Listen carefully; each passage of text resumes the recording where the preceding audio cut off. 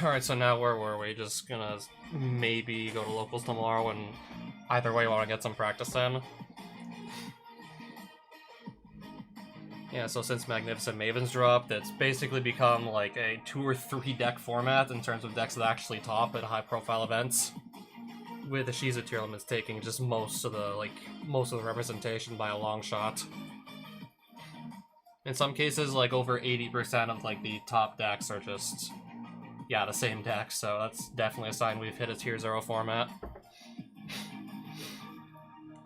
Thus, forcing pretty much everyone to side way more aggressively against any like sort of graveyard strats, specifically to have any chance of hitting off a Shizu tiers, because if you can't hit off the graveyard, you're almost guaranteed to lose because of just how much advantage they gain in multiple different ways nowadays.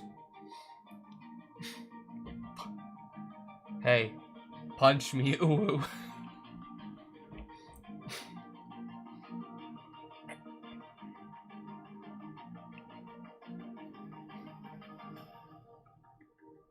I want to date people on Duelingbook. Give me an Anna Kaboom. That's what dating book is for, remember?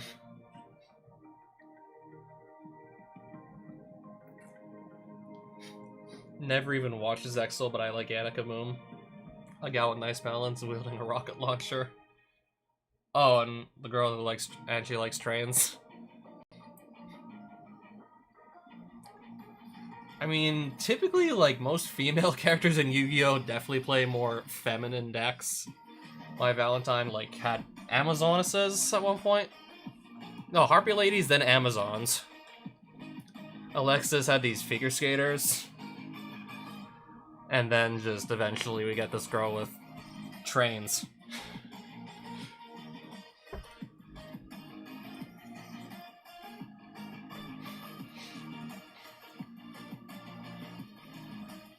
Oh yeah, Akiza in 5D's playing plants. I guess that counts as... I guess that can be seen as feminine too. And then there's Anna Kaboom and Zexal with trains.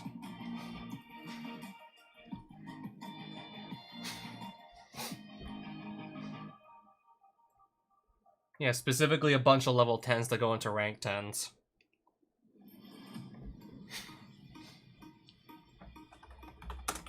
So earlier today I picked up, well, these as another side deck option against the Shizu tiers should I really need it. I mean, I still want to leave slots open to deal with Flaunderies, because I assume that's still going to stick around, because there are just a lot of cards that deck can naturally run that just can really hit off the graveyard. I mean, it can also easily run this Shifter. And has ways, like, within the Flaunderies archetype to just empty the graveyard back out, so they could just use a second copy, like, on another turn.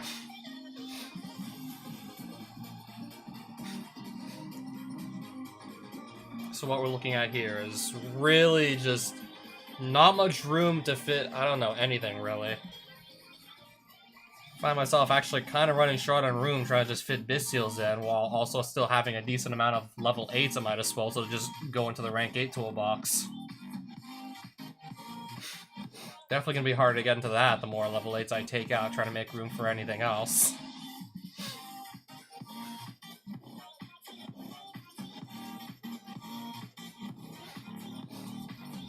Yeah, so this is the deck list I am currently sitting on. Even then, I might consider throwing in another Kaiju or something, maybe. And then what would I even cut at that point? I'm not even sure.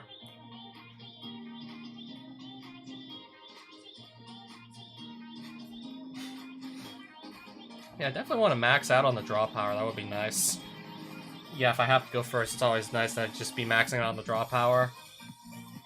My strategy would just be like, get to a Floodgate and pray, and with draw power, that would definitely make getting to a Floodgate easier. Or just a blowout card like this.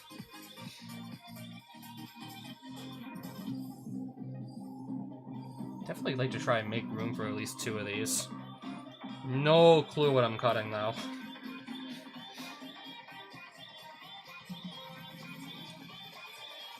I mean, Ashidu's Tears can still, I think, play fairly well, even without a Kid Kalos. Yeah, I think they can still perform decently without it. And again, isn't there something else I could just cut instead? I recently threw this in here to do with Flaunderies. Play this and hope it sticks, and if it does, not too much they can do without being able to play their bigger monsters. I mean, the only thing this stops me from doing in my entire deck is using Alpha's ability to just bounce monsters, because it has to target my own face-up beast, beast warriors, and our wing beasts, and under this, none of them are going to be like beast, warrior, or wing beast. Other than that, like, nothing else here really, like, gets turned off by Zombie World in my deck.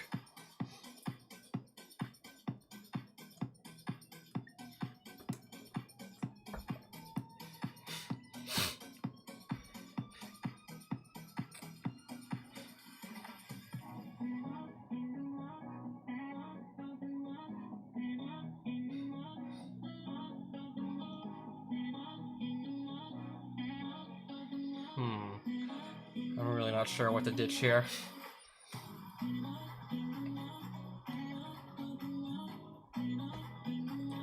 I don't know, I think we're just gonna go in like this and hope for the best. Kind of just see what happens with our deck list looking like this.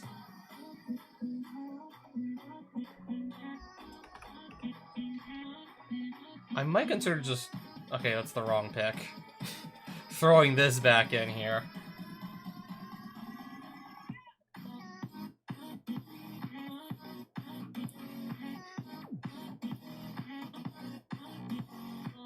Yeah, another means of just clearing out, like, let's just say I give my opponent a Kaiju or a Lava Golem and I want it gone before the battle phase.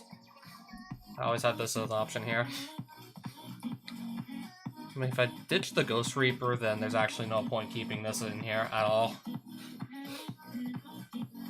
I just put a Super Poly target, or maybe a Link monster in here.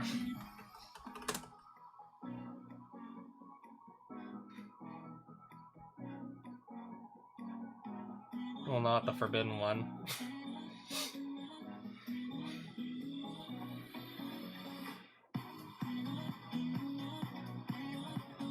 3,600 attack.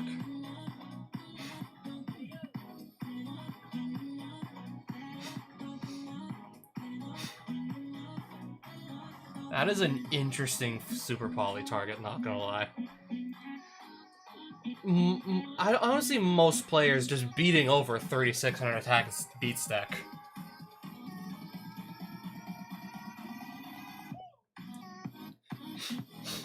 I mean, Shizu Tears, for one thing, is also just cranking out enough fusion monsters that this could actually theoretically come up here. Okay, I had no idea that had an alt art. So yeah, this apparently could come up. Create one monster on either field with a Predator counter. Or if I give one of their monsters a...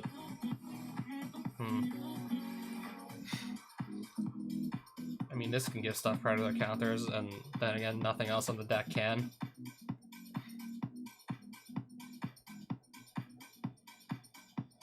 That's if it's sent to the graveyard. Target one dark monster in your graveyard, and if it doesn't get hit off by Vissteel, you can special summon it. I don't know though.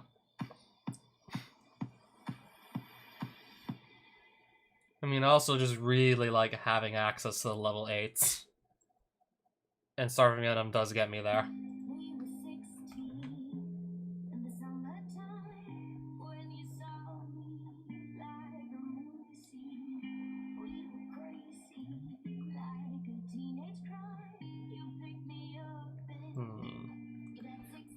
Can't even think of that many other level 8s that can just be thrown in here all willy-nilly.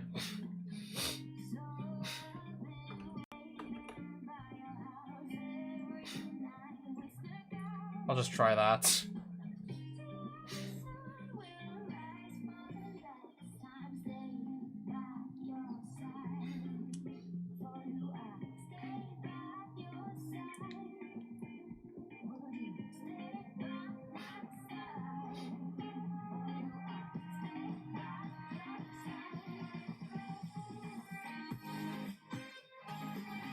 was asking myself if I should maybe keep these in. I mean, if these stick around against, like, Flunderies, like, they really can't perform well under these. I mean, this really does, like, stop a lot of decks from going off. If it sticks around, of course. That's kind of, like, the point of a Floodgate, if it can stick around.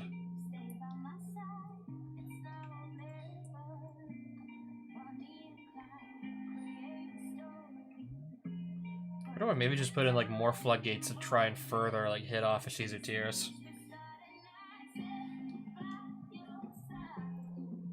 Guess it really depends on, like, how many of said decks. How many of said decks I run into tonight. I like Dragon Maids, but playing them with only one hand is kind of hard, not gonna lie. Yeah, be nice to Dragon Maid players. It's not easy playing with one hand.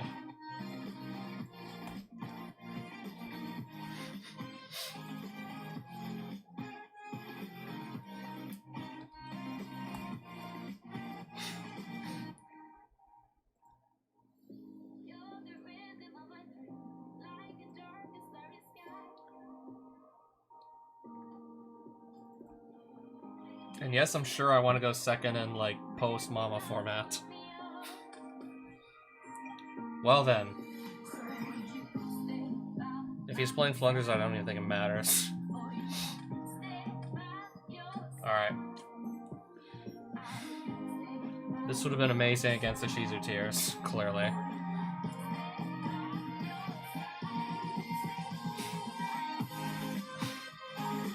Yeah, this would have been the hand to just really fuck with the Ishizu Tears.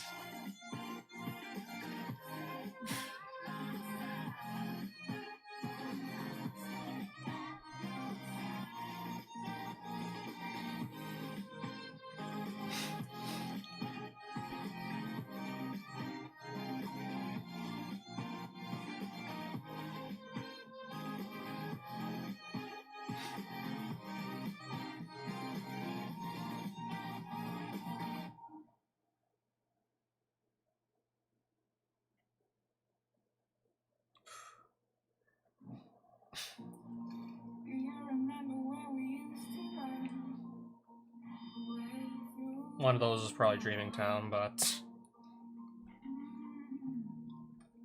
nothing to just remove it with, though.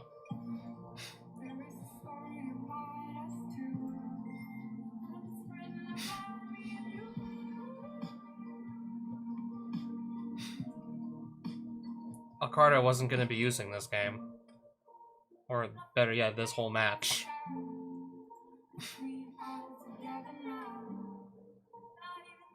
Super Poly. Nice.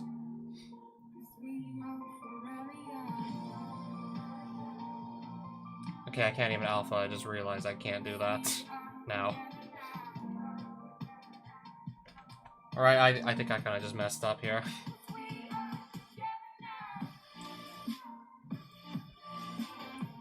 See, I can literally do nothing else right now in this main phase 1. These are going to do pretty much nothing this matchup.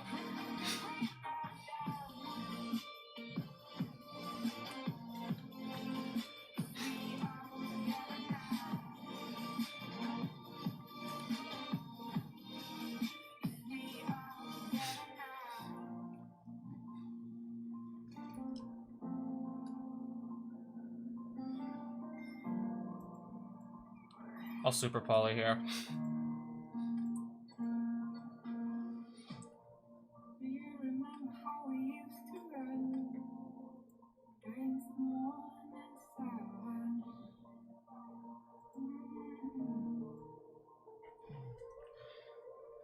I don't know, I gotta try something.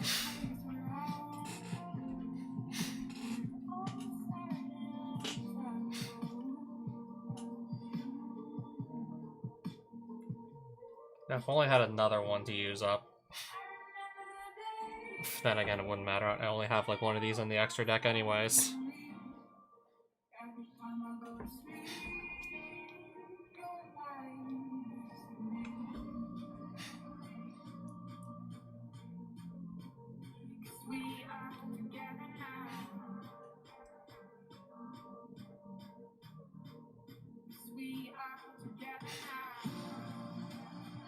I don't know, I think I got, like, nothing here.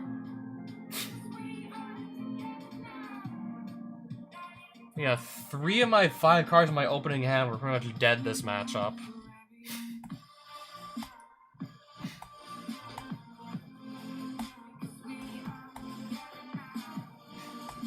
These probably aren't even that, like, exciting to draw into either against Flanders. These should probably just almost always be live. This would be nice still, I can imagine. Gotta keep the Kaijus in for the win statue, obviously. I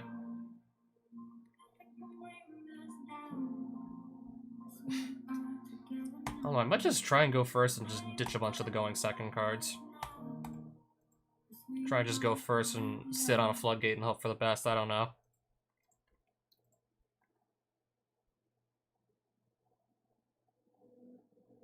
And ditch most of my monsters in the process, I guess.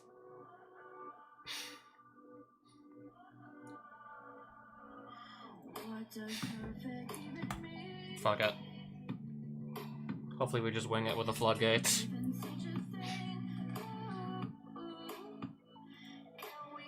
I have a lot of them. But if they all get wiped out, it's not like it matters anyways.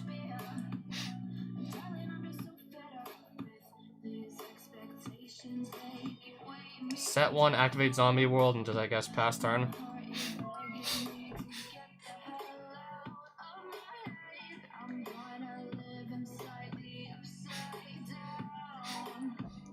Would have absolutely played this if I actually had the monster, but...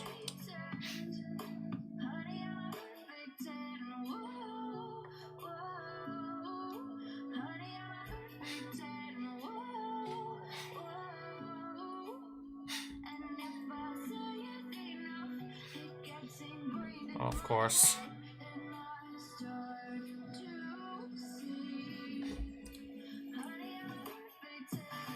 That's why I didn't set everything I had.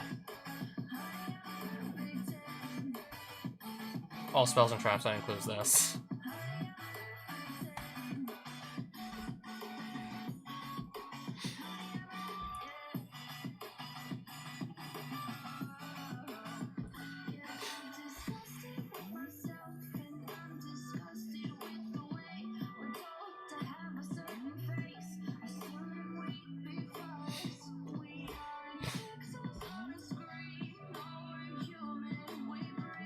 What do you mean, most deckless? Dragon Force, though. Hi. I'm gonna go second.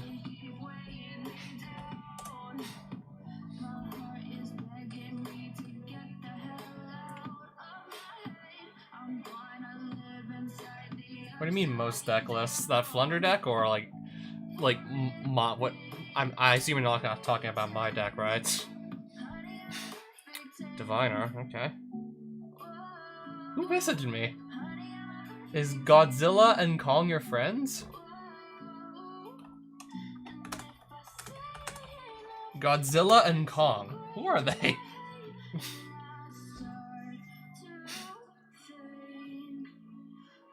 Yeah.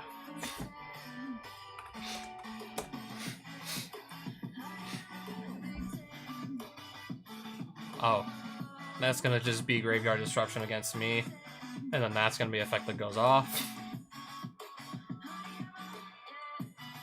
Totally random DM from Sonic Flare 9 over here. Asking me about Godzilla and Kong. Is he maybe asking me about, like, my Yu-Gi-Oh deck? Or... like, 2 random users on Duelingbook named Godzilla and Kong.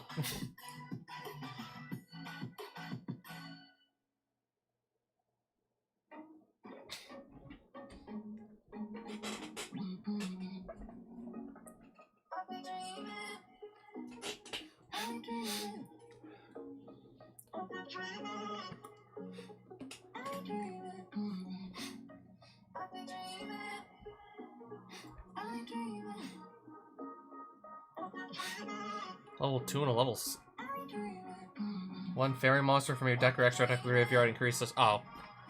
Okay, never mind, it is a level 6.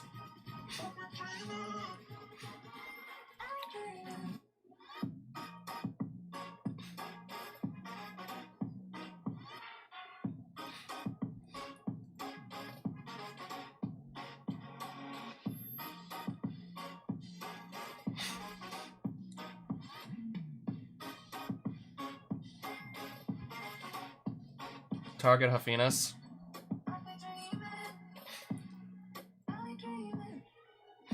You got a monster on board. We good?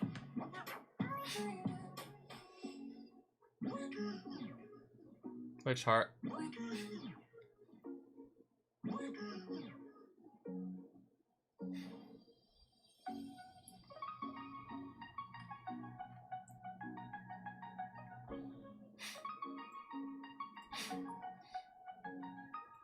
Why does Duelingbook of all things have to be laggy though? I'll add my dragon at the end phase, and I assume, well, yeah, we're both gonna get our Druid Swarms at the end. Never mind, apparently... No, mine got milled, so never mind.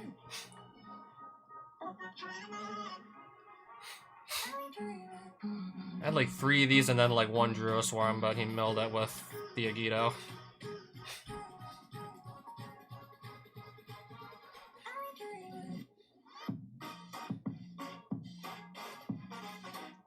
I mean, it still stopped a fusion summon.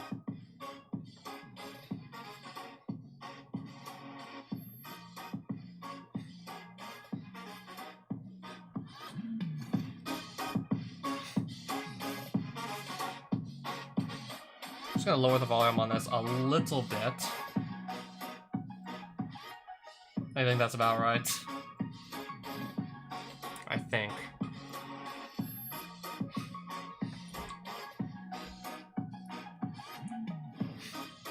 Okay, I missed something.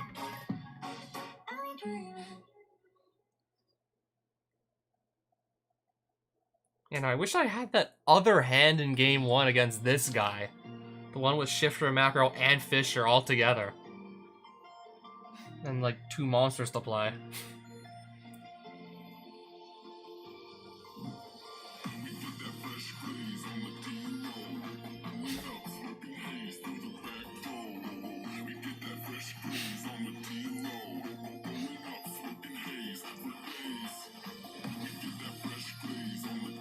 Well, I can always tribute that off.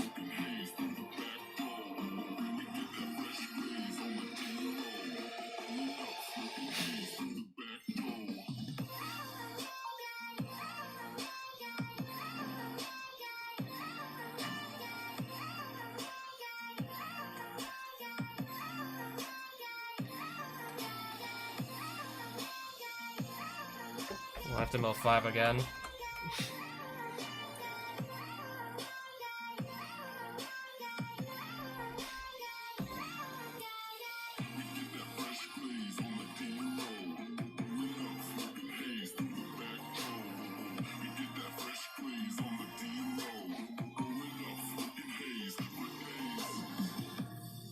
Oh, that's the van.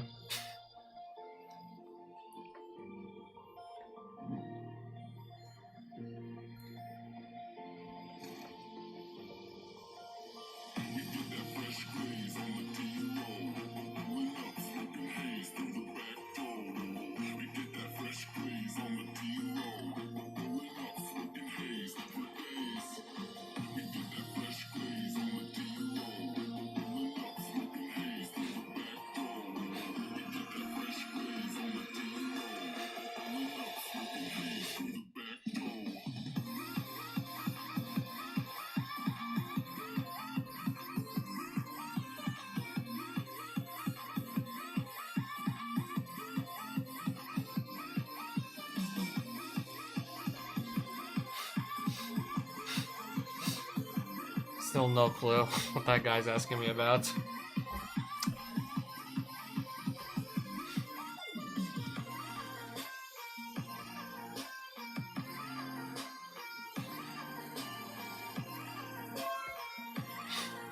Alright. Just asking myself.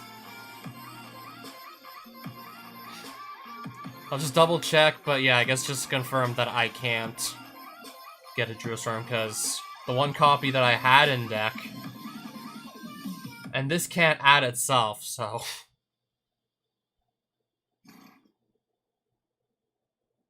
Wait, let me just check.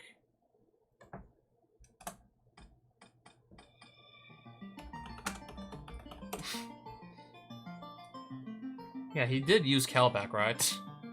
So I have to mill 5, of course. 2. Well, I know what I'm playing. Wait, what's got instant? Okay. Well, after this, I know what I'm playing.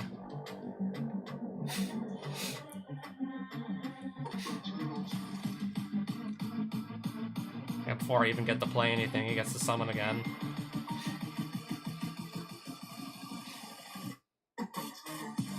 If I had a Druisworm, I'd just throw it at the Haffinas to stop that summon.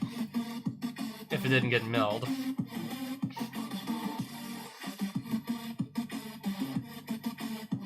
Alright, so Dimensional Fissure, then I guess Pot of Desires after that.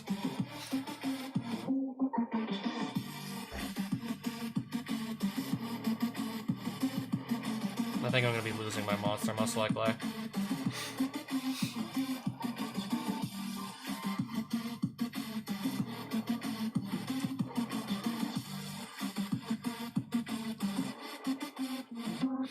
Oh, never mind.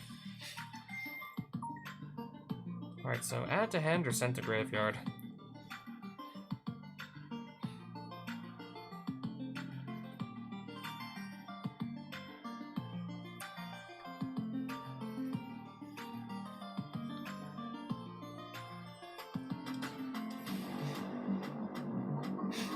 Okay, add to hand, I see. I guess we're good to go now, main phase 1.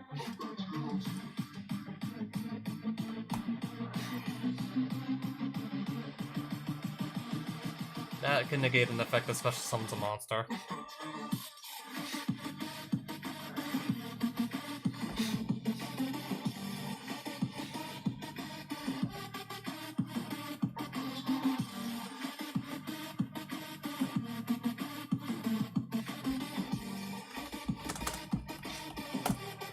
Alright. He used Beatrice on my SP, so...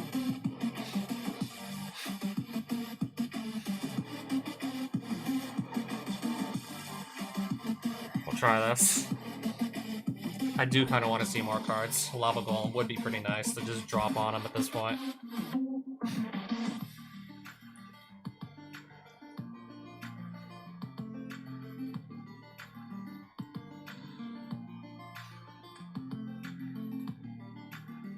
I think I'll just give this guy a Kaiju.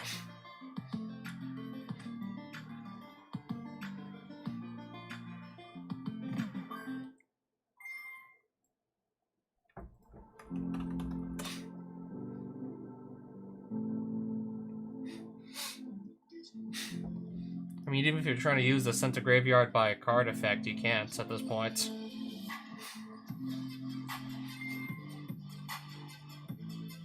And we'll just hope I can actually get some monsters on the board.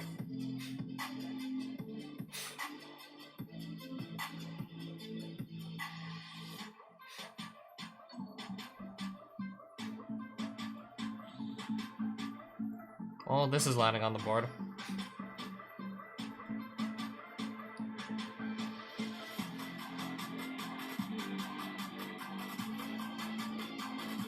I have 5,300 attack total on my board.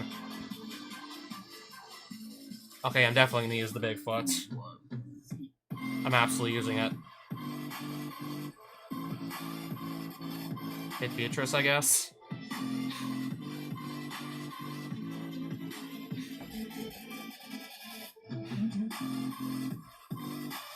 That's 6,800 attack total on this guy's board.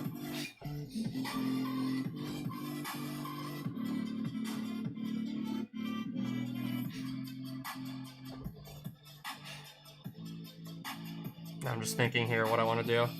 That's on 1,800, sure.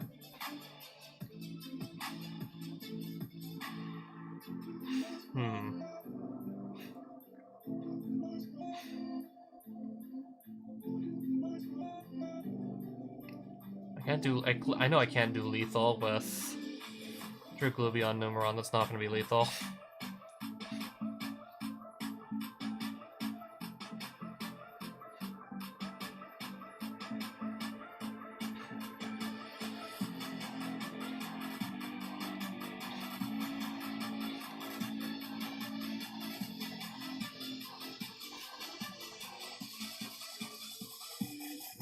think Pain Ganger can just literally clear every monster on his field out.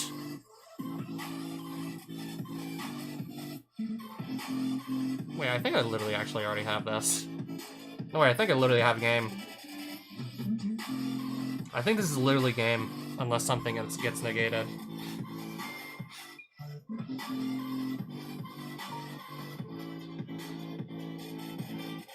They're gonna get top 3 cards. If they're monsters, they're gonna get banished, right?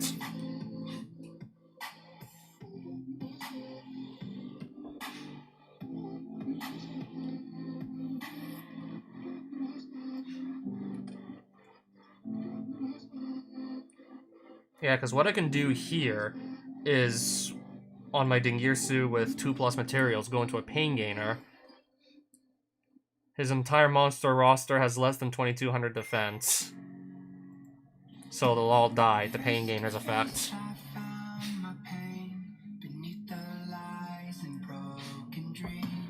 Why did it take me this fucking long to just realize I got game? Unless he got something else in his hand that I'm not aware of.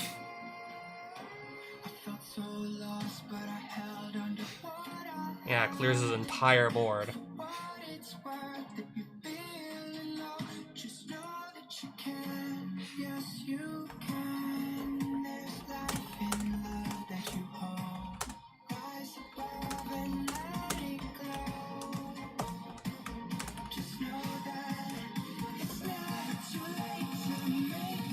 And on top of that, I'm gonna put the 7 Sins.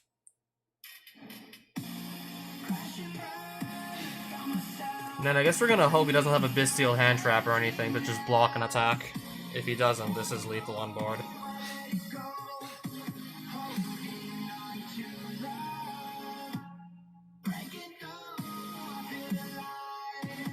What's he pointing at?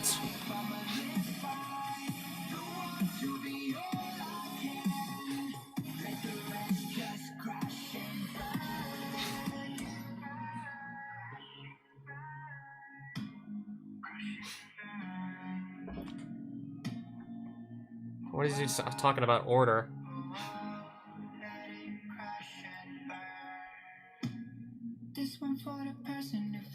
Magnum for... Yeah, I could use this. He did use a Venus. Let me guess, he's got the Bestial in hand. He's got the out. Let me guess, he's got the Bestial. I've messed this up, didn't I?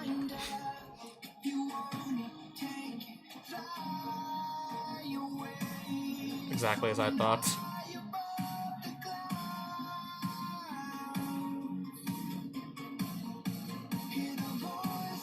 If this attacks, then this can't attack.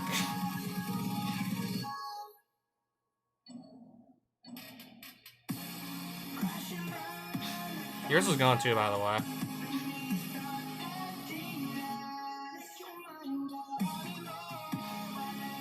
What do you mean can't? What's going on? I'm so confused.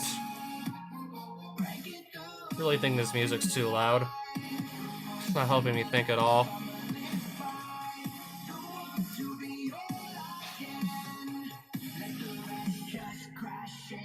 Let me look at the log here. So he's saying this already attacked. So I attacked with Gizmek first, I think?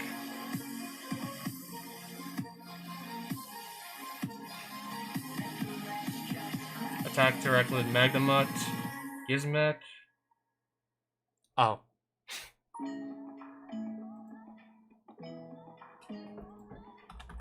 No, yeah, I said did swing with this first, then this, according to the log, so...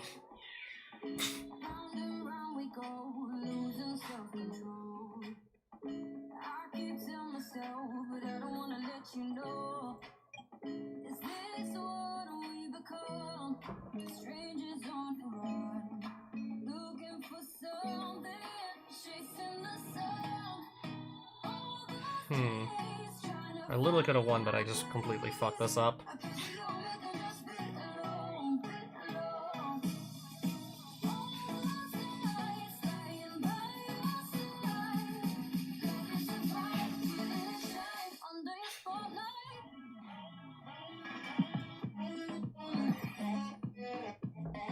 should be able... Wait. Okay, I'll look at his hand now. Alright, sweet.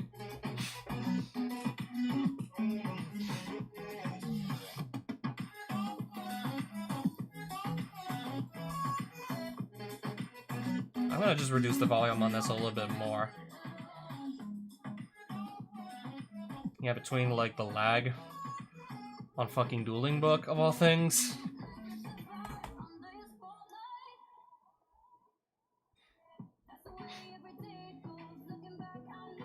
I can't even think of anything else I want to take with me into this matchup.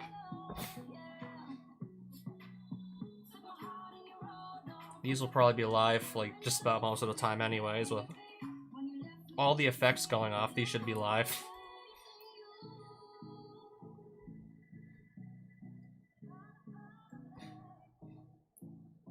Well, of course I'm putting the Silent Graveyards in against a deck like this. I have no idea what else I even want to swap out, though. If most of his effects are going to be in Graveyard, not much point in throwing this in.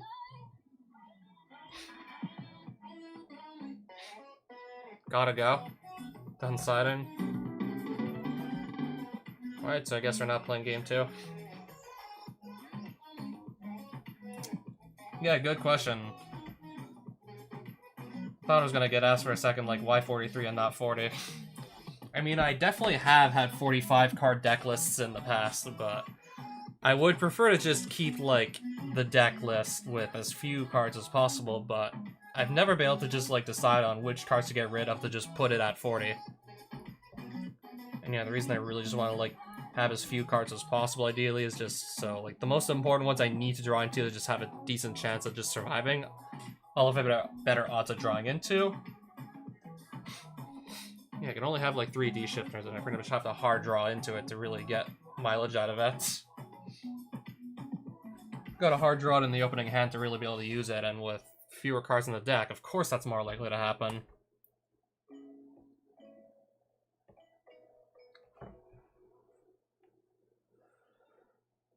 Of course, I always just run a greater risk of, if I do that, just hitting multiples, which is less than ideal.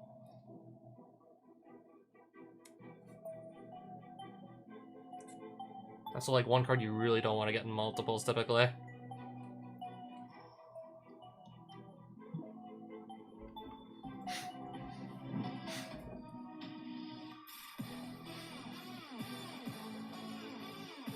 Okay, this guy's got a high ranking. This should be interesting. Ooh! Well, it depends on what he's playing, though.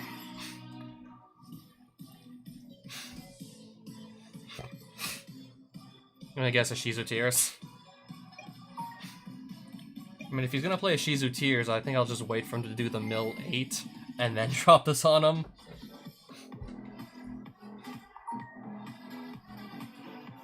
Well, King of the Swamp, and I assume Polymerization. So I don't know.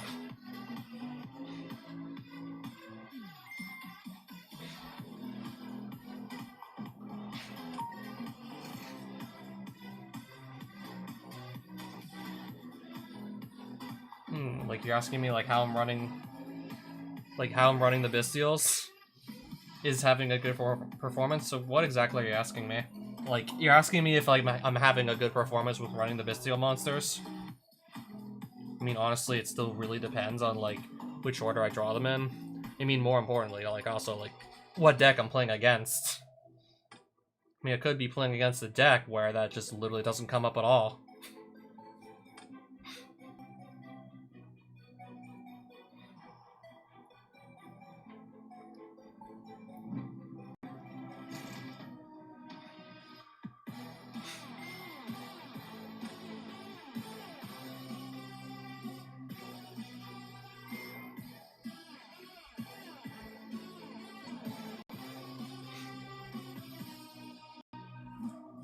Of course I can't. He doesn't have monsters. How long have these cards been out, and I still sometimes just literally forget that if there's no monsters, it's just not a quick effect, and thus means I can't just use this, like, while something is on the stack.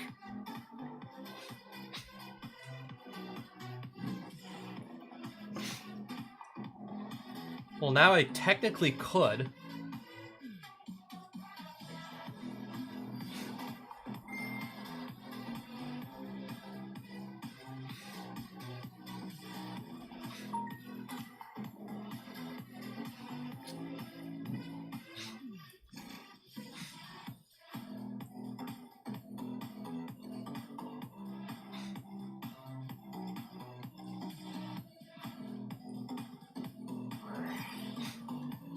I think I'm gonna drop the D-shifter here.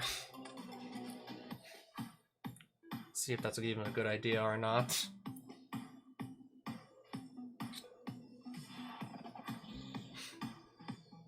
I mean, this can still like play around it, because even if this gets banished, you can still add from deck to hand with the Espion Tragedy, so it plays around it kind of.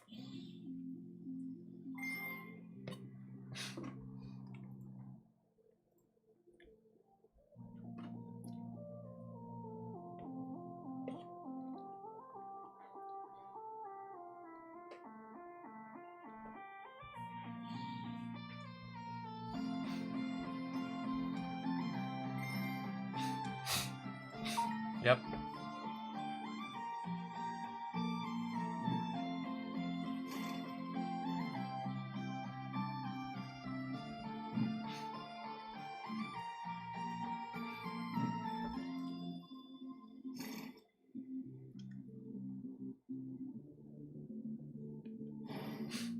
Oh, Dragoon?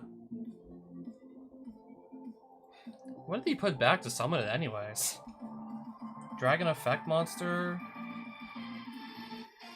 What did he even shuffle back?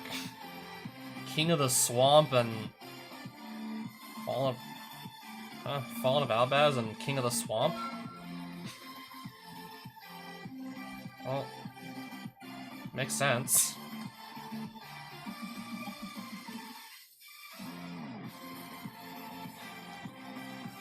Oh, Farhana, hi by the way. So now I gotta just stare down this Dragoon and figure out how to effectively get rid of it. If I summon this, it won't start a chain, but not sure what else that's gonna achieve.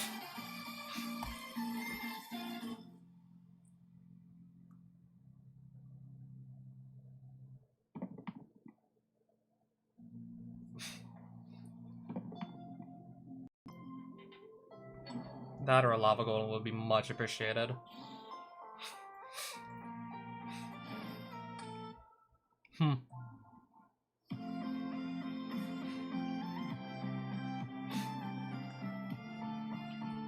So negate and destroy, of course.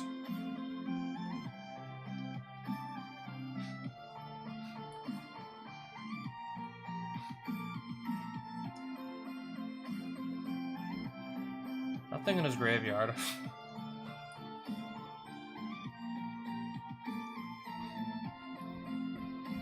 Super Poly also would have been like amazing here, but of course not.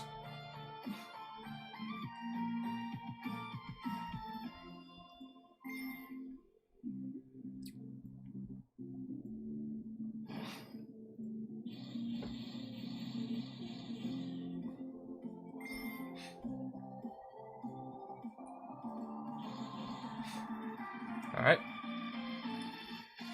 Well, this can remove it.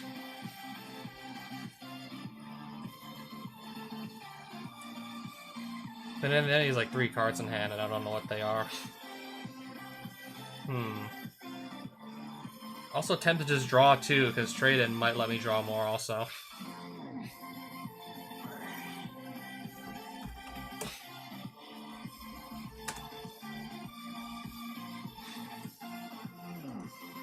That's on 4,000 attack now.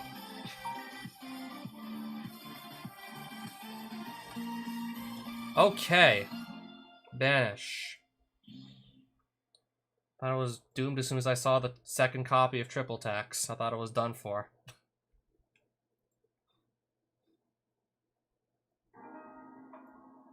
Well, yeah.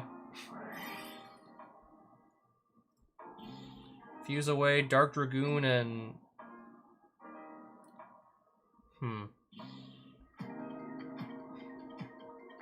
Lubellion. One dark and one fusion monster. Dragostapelia.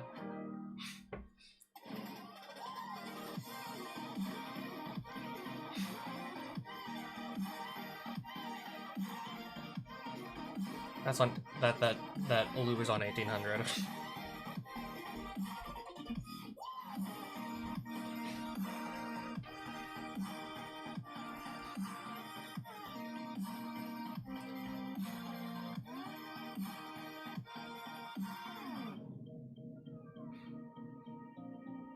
I can get him to like 1500 life points. And then have a Zeus ready.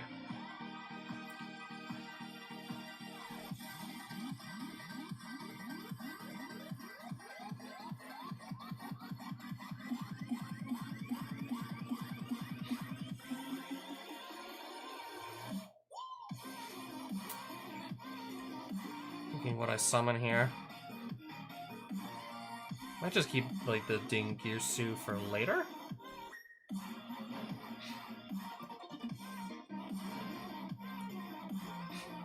We'll do that.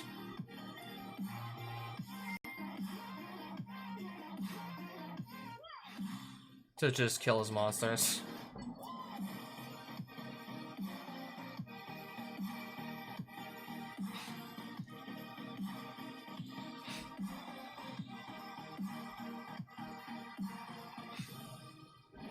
I think I'm gonna just like go into the main phase 2 with the Zeus.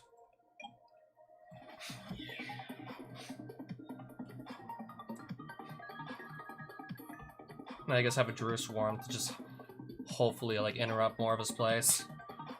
And of course the Zeus to just have 2 board wipes. Okay, we gotta try this. Okay.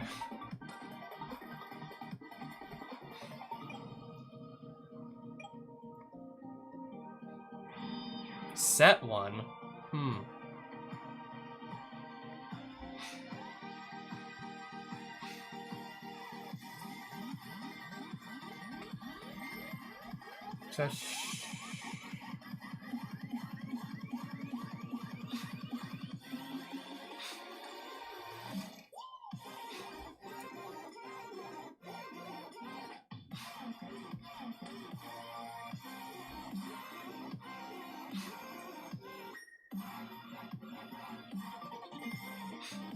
What does this do?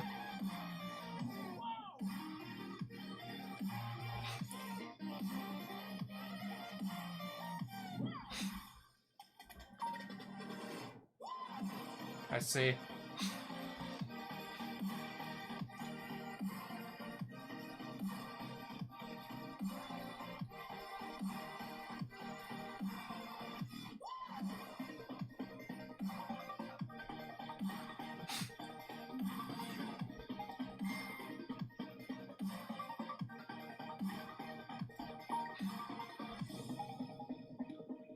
Probably likely to throw the Druid Swarm or whatever gets sent here.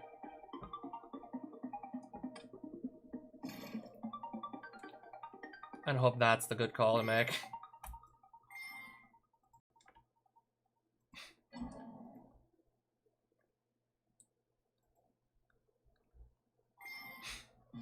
Sure. I see.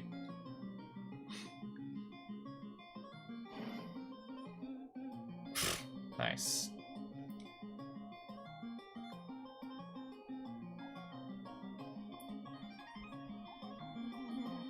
It's always something, I swear.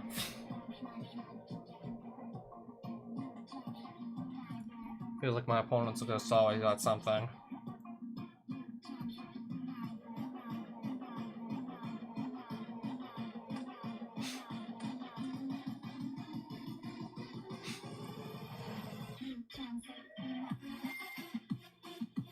Just gonna chain Zeus. Because I'm gonna lose him anyways.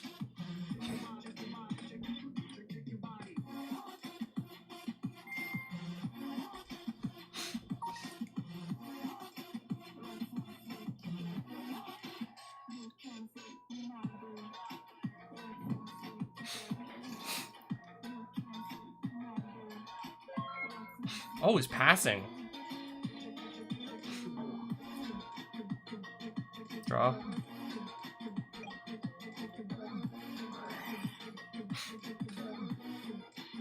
Don't ash me, come on.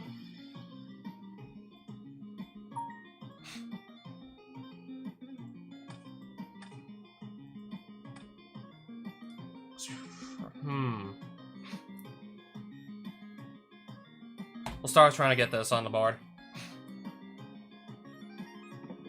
Alright, watch this fail.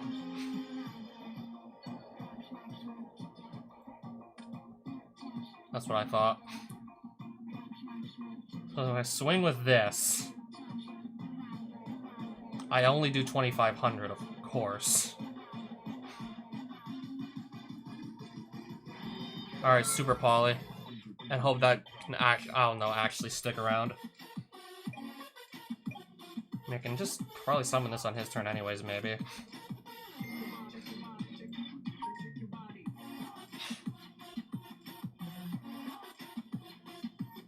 If he would have ditched the Super Poly, then I could have summoned the Druid Swarm and then just would have had a little, just barely enough damage on board.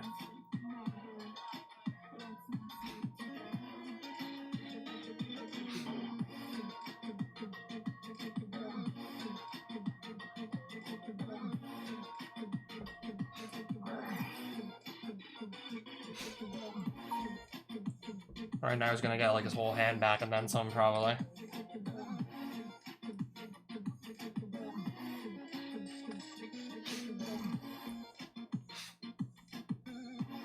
Being one level 6 or higher Dark Dragon monster. Let's just hope he summons something that can fall into Super Poly. Oh, wait.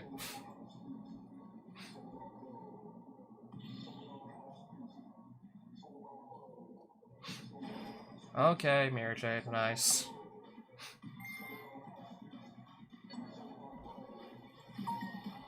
Alright, just all of it, I guess. Just literally all of it.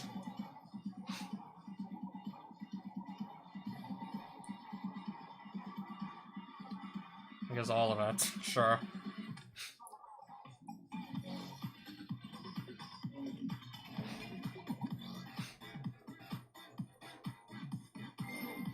And you do what again?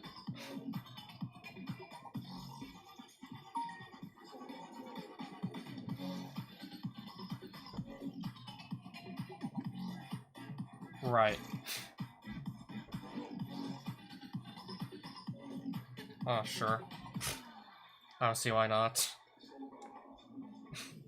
Because why the hell not? I don't lose here immediately, thankfully.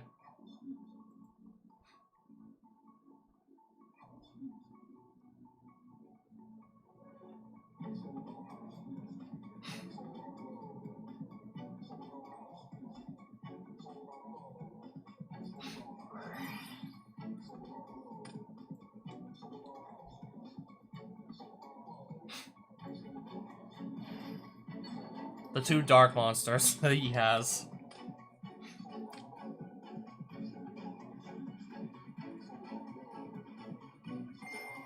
Yeah, of course.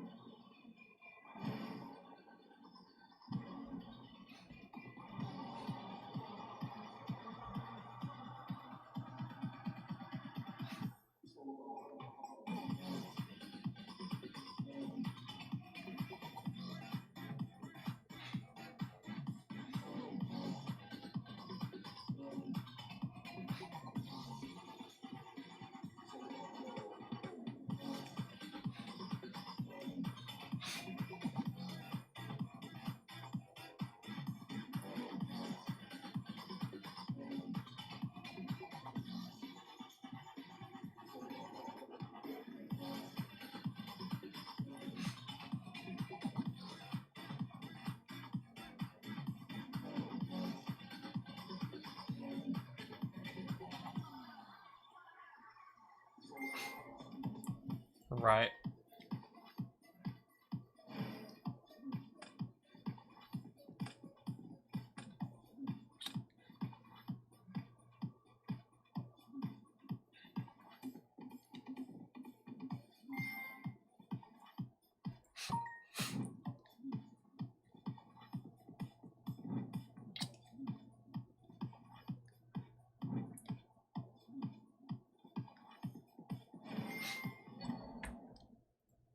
Yeah.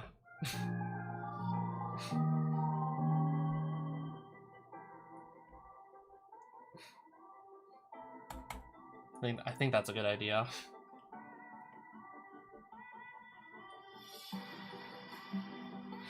Maybe the draw unlocks also, just maybe. I think I'm also really gonna want to be able to hit off the guy's spell cards. Then I get my plans to go second, so I don't know about this.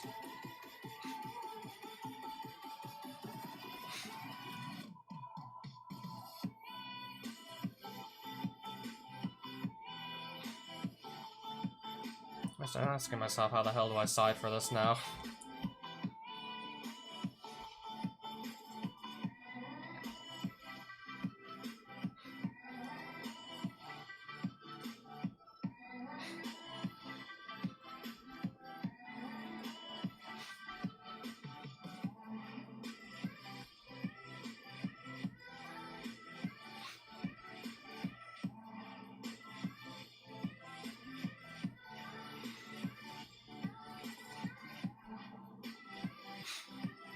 I mean, there's like 3 different engines going. I mean, if it was just like basically like tier limits or issues or tiers, like it would be simpler. It would be much simpler and straightforward to side for it, but it's not.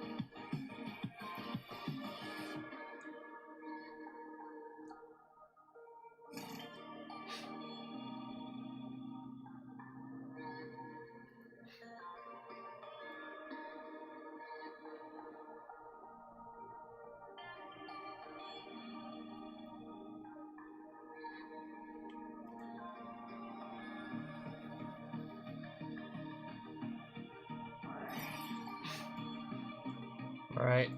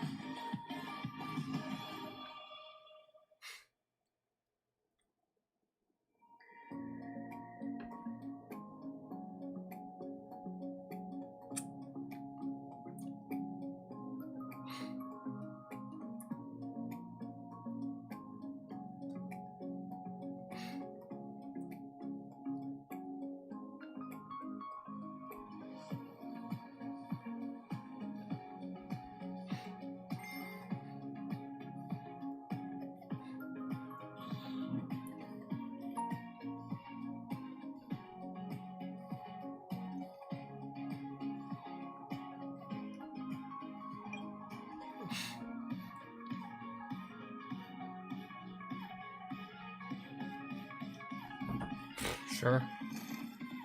Might as well.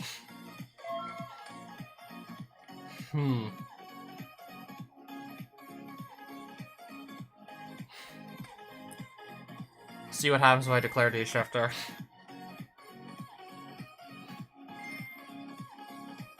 Alright.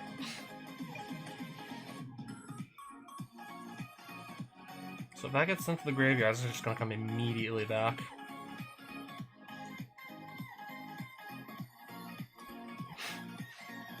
Yeah, that's the thing, it just comes right back anyways. Well, Alpha could technically deal with it.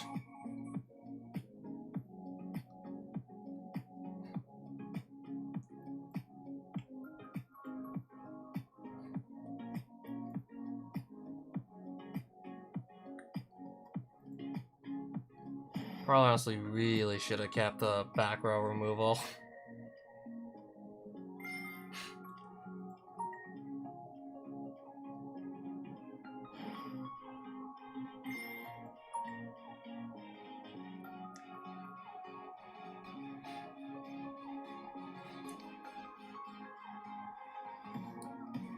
Yeah, on my turn too, mind you.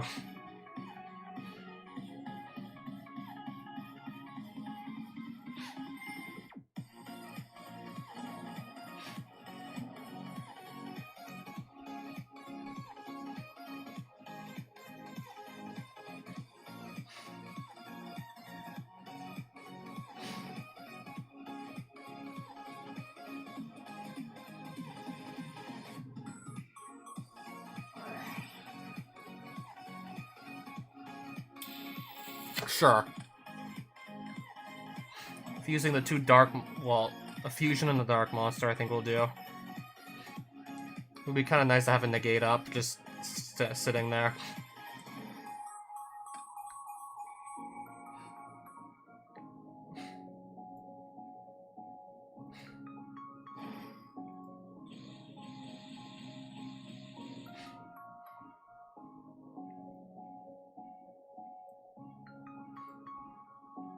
I think I also want that field spell go. Oh, wait, he's got something on summon.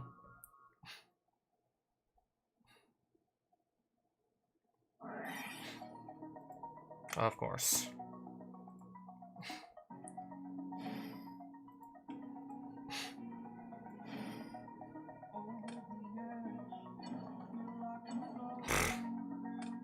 So much for anything I was gonna do.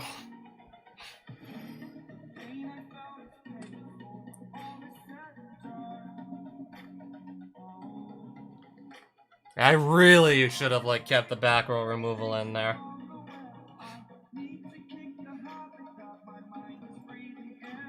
guess I kind of just lose now at this point. Yeah, the back row removal would have been huge here.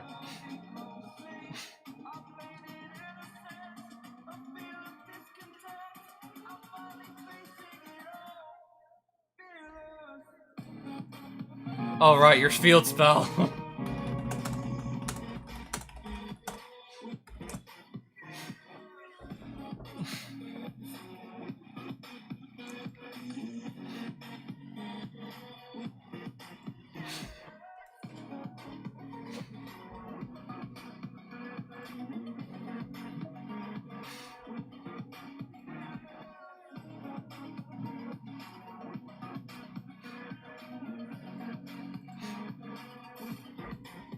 This guy has a lot of experience.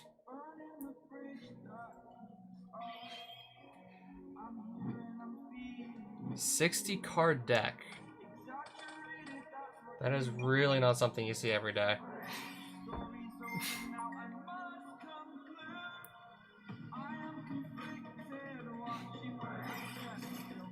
Trickstar Light Stage. Yeah, this... Was it like... No, was it the... It was the list before this got put at 3.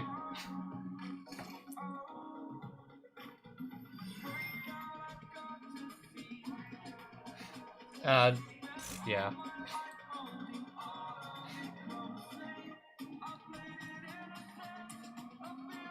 I know this deck has, like, burn effects and whatnot. What else does it do? I didn't know people still play Trickstars in 2022. Especially given the competition, like...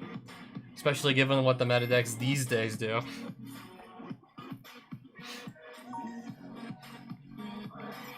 Each time I spell a trap card... Oh, each time your opponent activates... Okay, and he's just gonna go start spamming level 2s.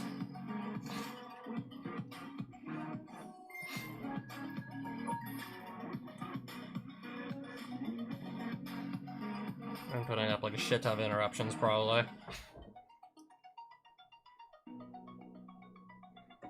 Well, at least I have a triple tactics talent.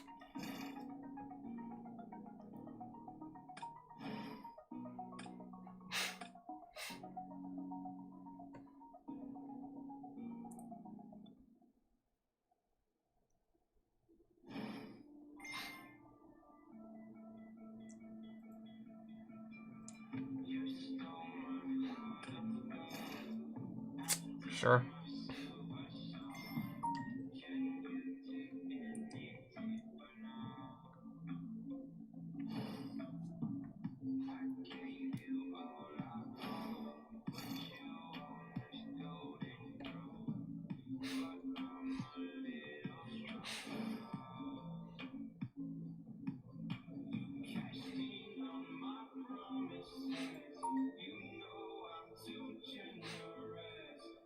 Man, I wish I had the Nibiru here.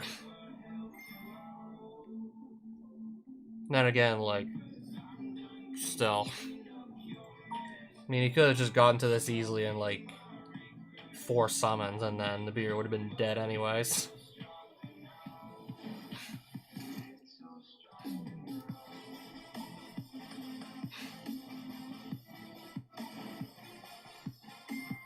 Alright, I guess I can't play.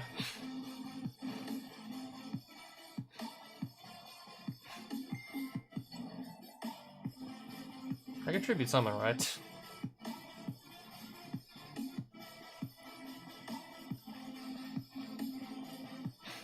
If I had a level 6. If I draw into the shift, I'll just tribute set that to be able to play. Otherwise, I don't know. Okay, I really didn't think this was gonna come up at all tonight.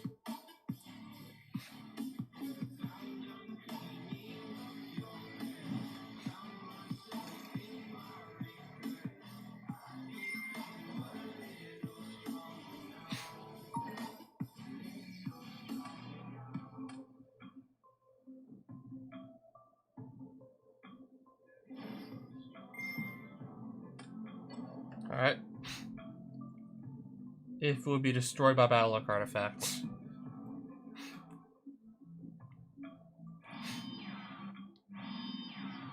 Well, I guess I know what I need to draw now.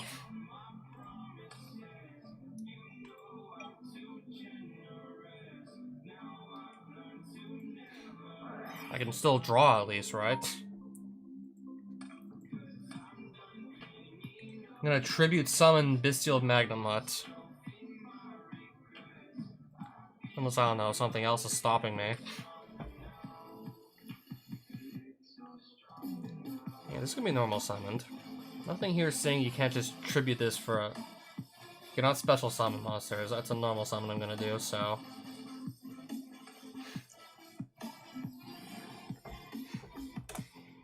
When this card is special... Okay, I can't use the effect.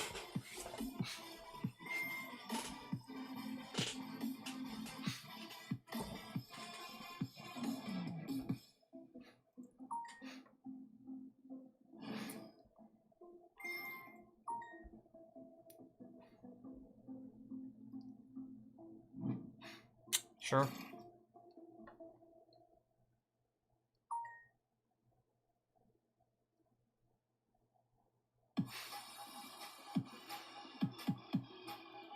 I'm still thinking here, so am I truly good? I don't want this to stay around. I don't want that to still be on the board.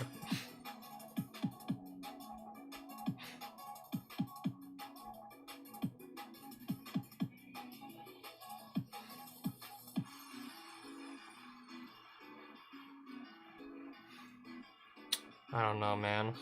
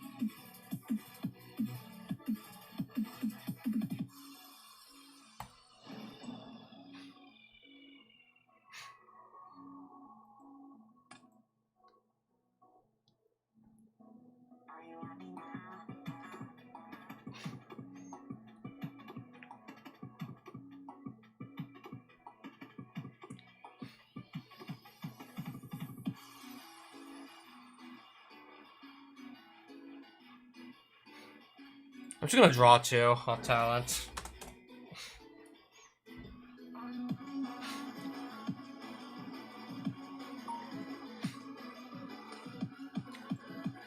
Okay, I'm just gonna slam this on the table.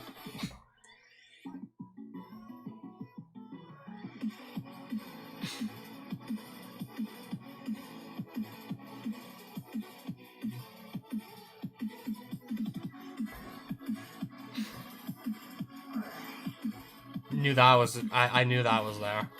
Knew it.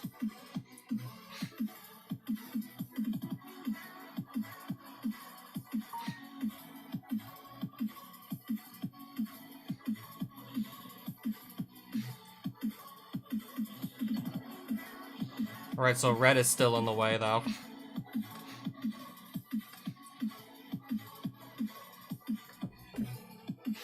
This is still in the way.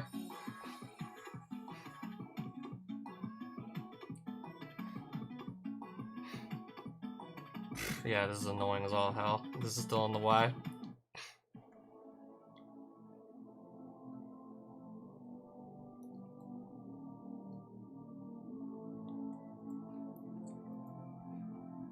So if I do this...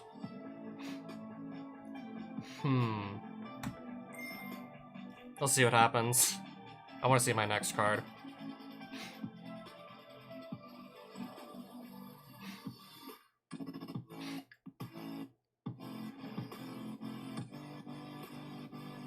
Okay, I am worse off.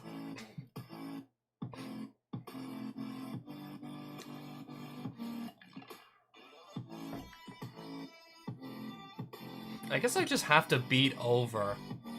And then in the main phase 2, I could just go into some, like, rank 8 monster. I guess I have to beat these over right now.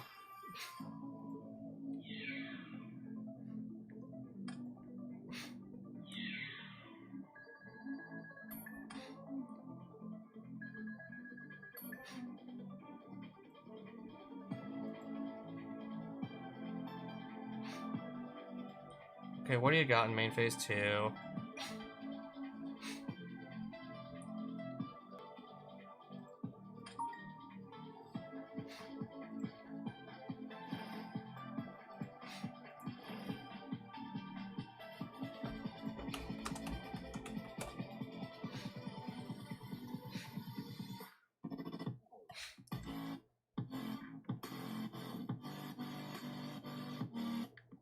I assume so. What are we gonna go into?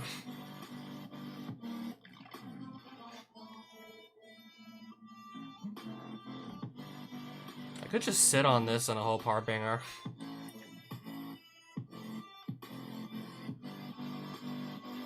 Or sit on a 7 Sins.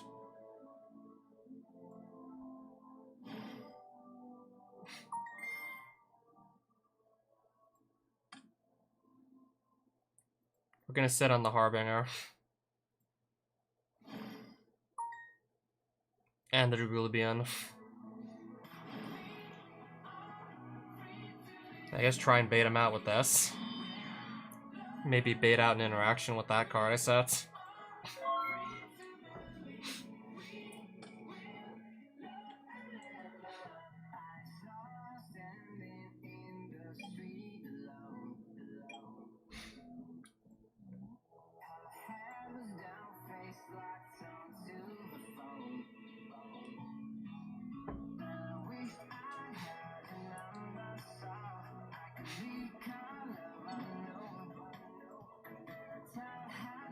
Sure.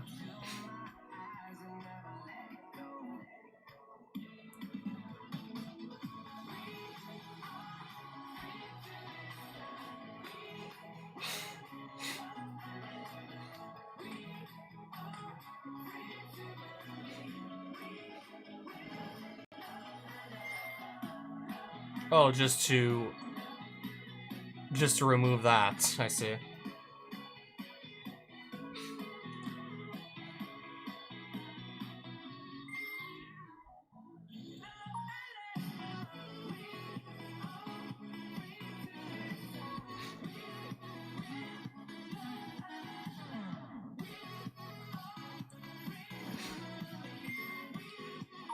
And then I can't just negate a spell card this turn.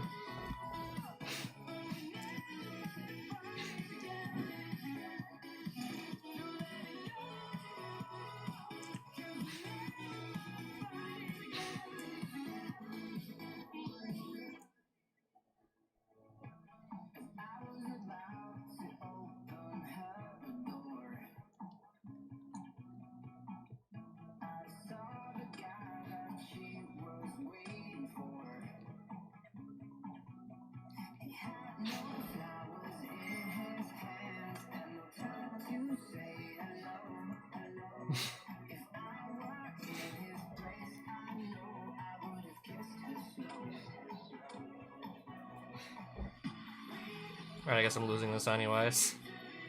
Yeah, so much for sitting on Hope Harbinger and whatnot. So much for that.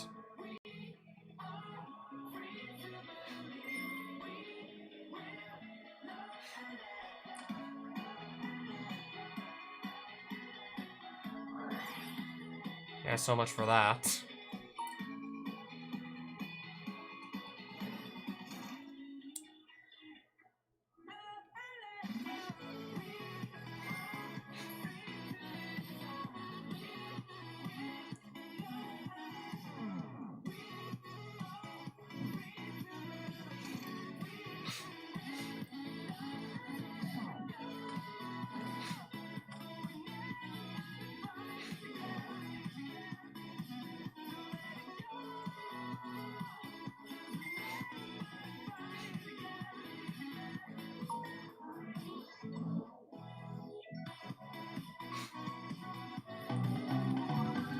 Huh.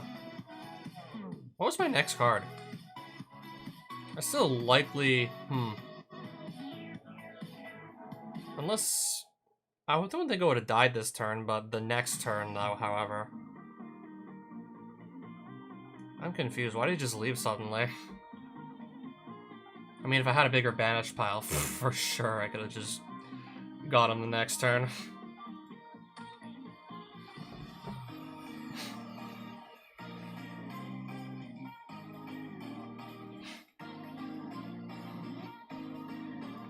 Strange.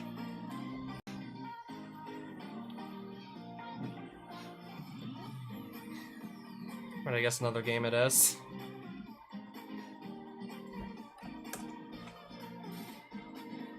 Might jump to a custom card lobby after this, I don't know. Okay, he's making me go first. I lost the rock, paper, scissors, and then I'm being asked to go first.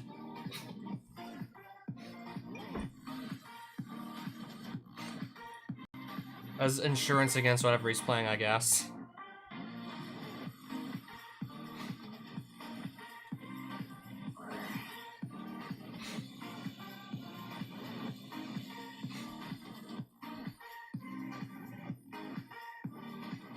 Hand trap or no?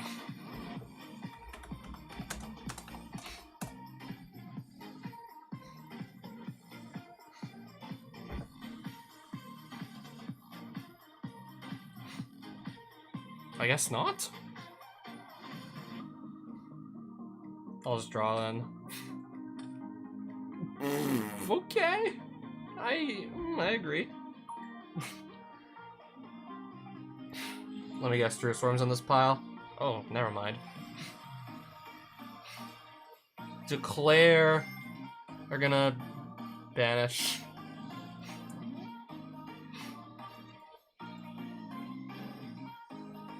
I have to add an end phase of that, I gotta remember.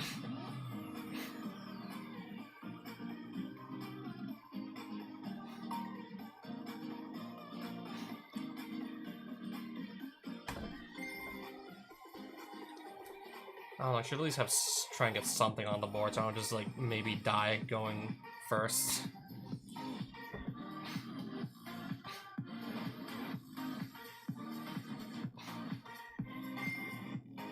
One in 3 chance this just whiffs completely.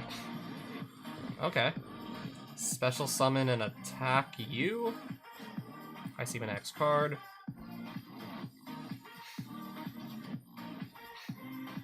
Probably gonna sit on the whole Powerbringer and the Glue Beyond at this point, again. My preferred thing to just sit on going first, because it's one of the best things I can do with this deck. Improv, being forced to go first in game 1. This is easily one of the best things I can possibly have to do. Yeah.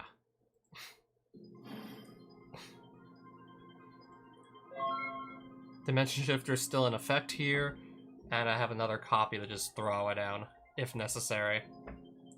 Because, well, yeah, I have the second copy, and also have Magnum cleared the grave to enable for it to be used.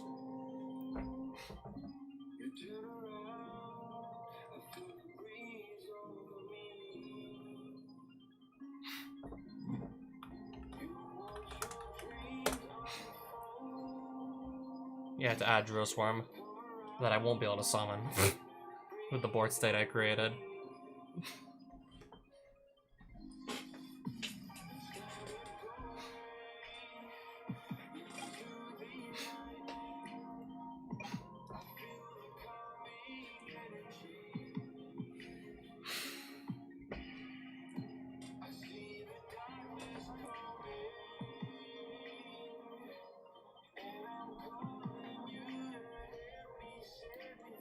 I wonder what he's playing if he's making me go first. Like, what deck would you be playing, like, in... Well, aside from Gren Maju, which is what I'm trying to play.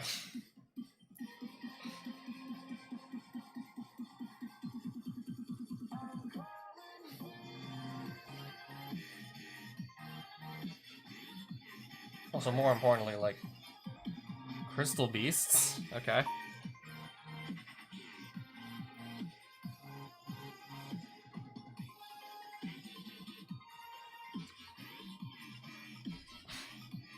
Yeah, last I heard, this deck doesn't get hit too hard by Dimension Shifter.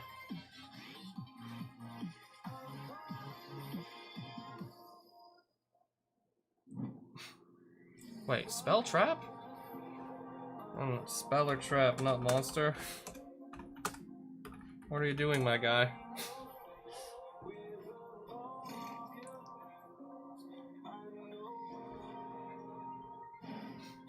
That's a Spell or Trap, like, in the continuous Spell Trap zone. It can be, but not in the deck, just saying.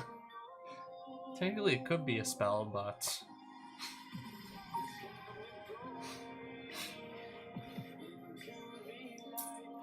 How, though?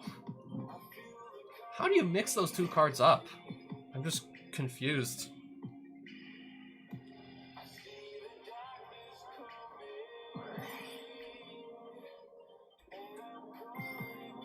I'm gonna negate that and see if it's the right call.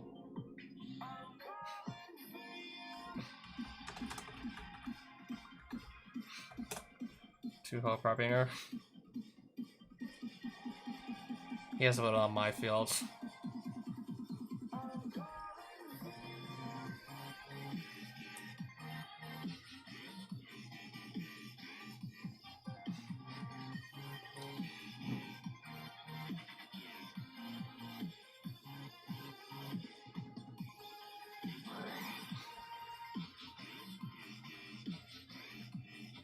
So I gotta do overlay here. Move. I don't want to like accidentally just overlay this onto anything else.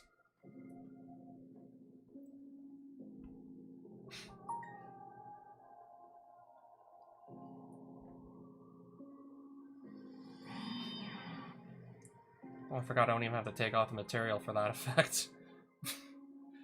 That's not supposed to be banished.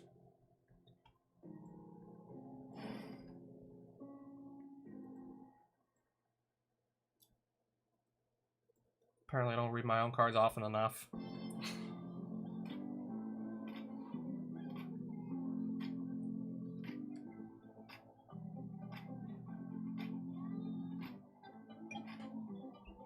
Set one, trap or spell, set a monster, and then pass turn. This is 2022.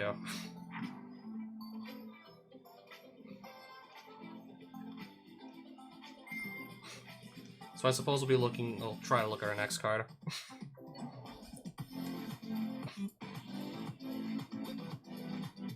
Oh, wait. These shifter's not doing anything anymore. I just realized.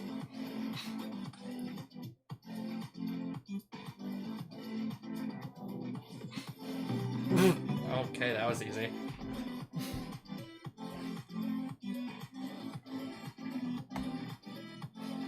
This didn't do too much, apparently, against them.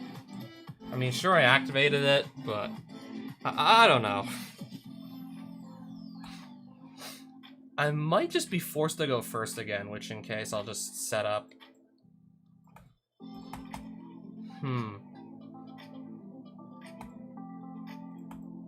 What really, like, would fuck with the Crystal Beast player, though? Apparently D-Shifter doesn't hit him off too badly. Guess I'll just take those, like, anti-graveyard floodgates out, and hopefully it's... I did kind of think the attributes and types of those are Crystal Beast guys are all over the place, so Super Poly just might be not too easy to use here. That might be trouble to use in this matchup.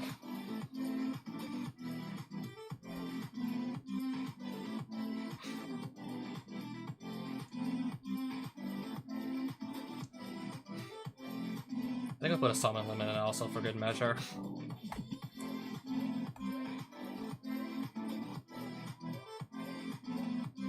I think I'll take out a going second card and put another summon limit.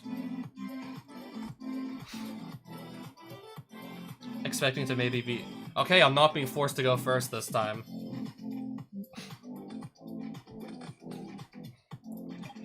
So, yeah, that's more ideal in a going second hand, clearly.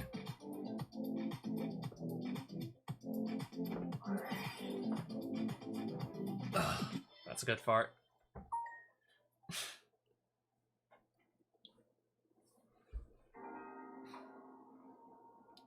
Yeah, so Droll and Lock would have been pretty funny here.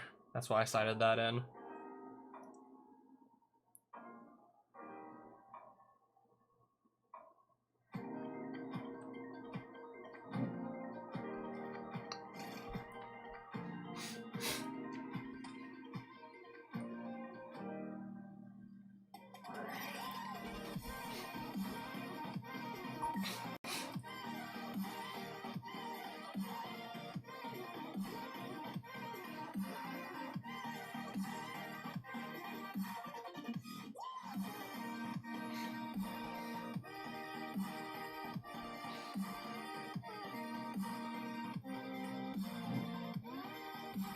Okay.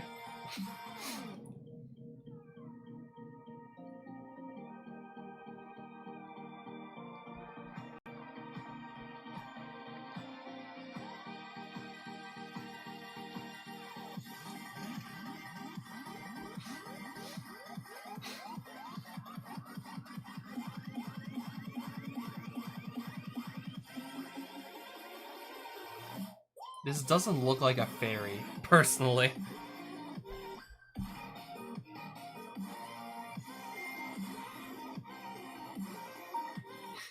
I can't just use this, because I have to set it first, and, well... Can't just go set it, like, on his turn.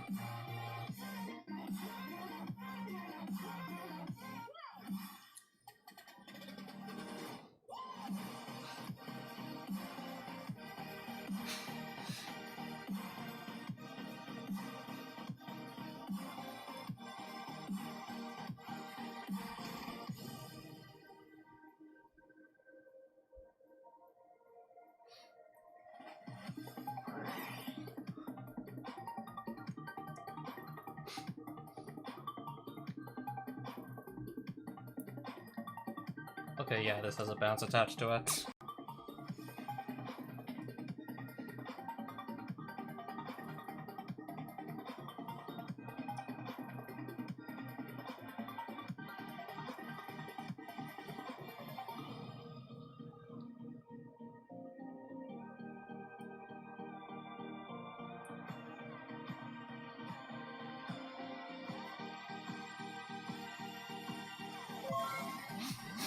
Alright, so this... During your main phase. If a Crystal Beast card is placed in your spell trap zone, even during a damage step...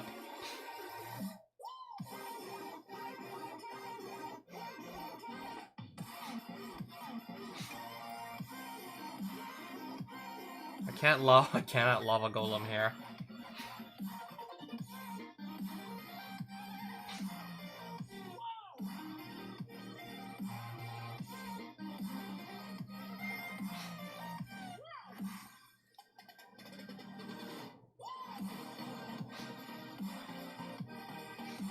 I'm not sure how high impact that would have been against this deck anyways. And I can't summon it.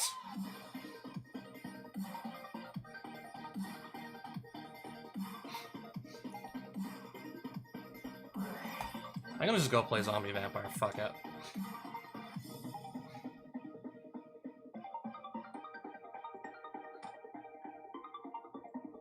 Fuck it, I'm gonna play Zombie Vampire.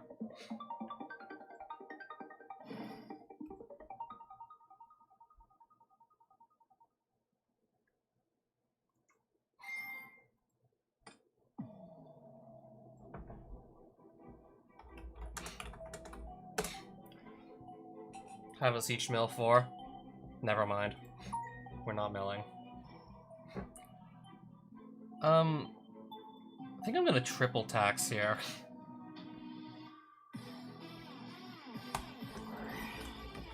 We'll look at my next 2 cards, since the effect failored me.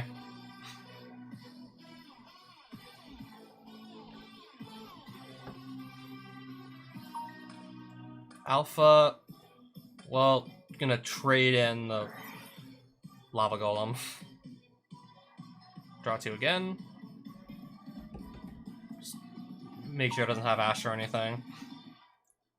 Droll... Ooh, okay.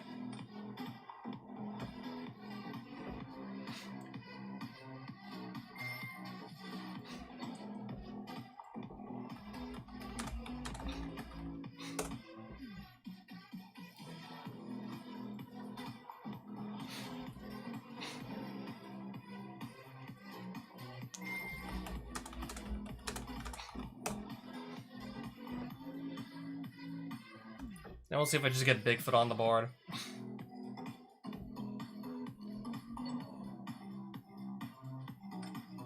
If he doesn't have anything else... Oh, shit. Okay.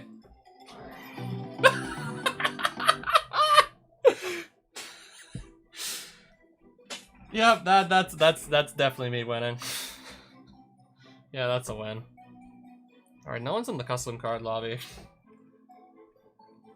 Yeah, do I even dare bother whipping out the Ishizu tier limits deck list with custom cards in it? Don't even dare whip out this deck list. I mean, I feel like I have to show this abomination of a deck on live stream at least like once or twice. Yeah, so basically I just found some custom cards that further just make Ishizu tier limits a broken deck. Long story short. Also used to be using some Necron cards, as in the Necrons from Warhammer 40k, but those have sort of just fallen out of the deck.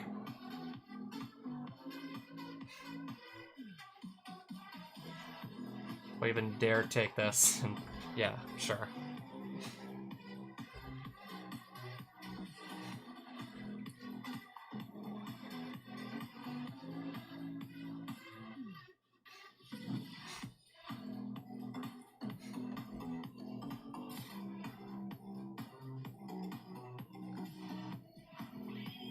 Alright.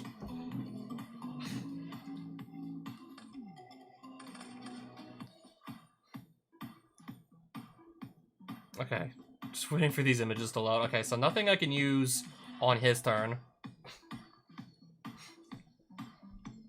Super Poly. A card from the Yu-Gi-Oh! GX manga that could simply never come out in real life. Especially now.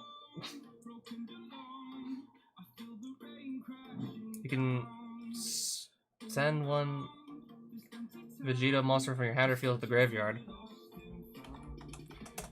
Which Vegeta monster are you sending to do the summon? Huh? If this is the last card you draw, you what? What game are we playing? What? What the fuck just happened? What just happened?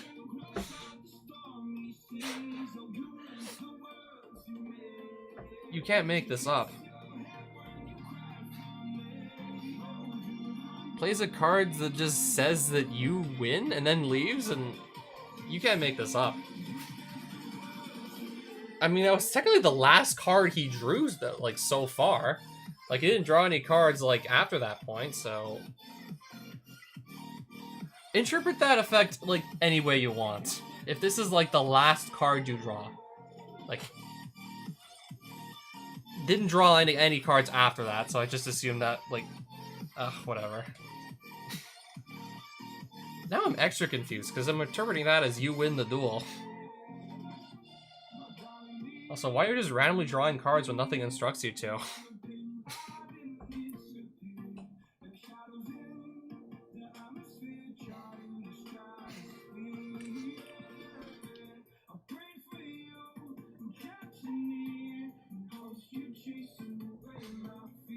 We'll see how long it takes to get like an actual game first things first, because I don't even think I can count that first one as a game.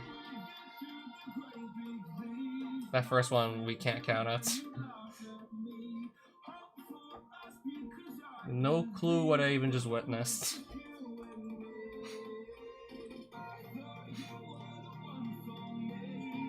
So... I just want to watch whatever that was. I just have to watch that again. Like, seriously. I've got to see this again.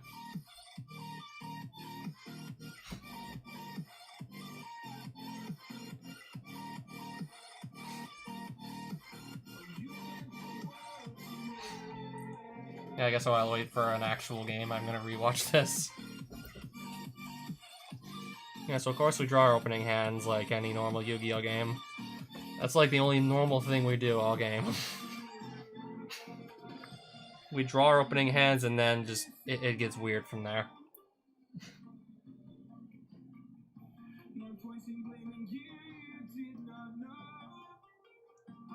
Yeah, so play by play, he summons Vegeta without... Yeah, Vegeta. Doesn't pay the cost on it. Supposed to send something from hand or field to graveyard and didn't look like he did that, apparently. Then just starts randomly drawing cards. Activate something that supposedly lets him win, then plays another card, and then quits the duel!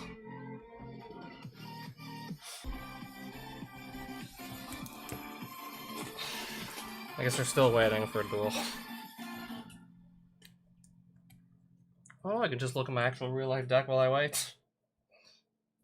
Figure out if I'm also gonna, like, just like I did in this live stream, decide if I'm gonna remove the Ghost Reapers for the Silent Graveyards. I bought 3.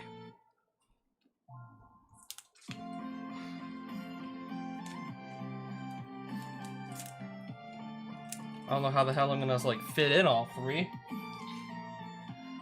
But I guess for some reason I just got 3 anyways.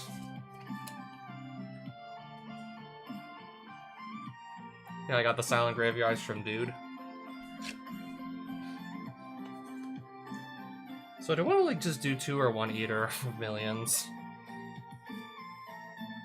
Yeah, I'm still torn between 1 or 2 Eater.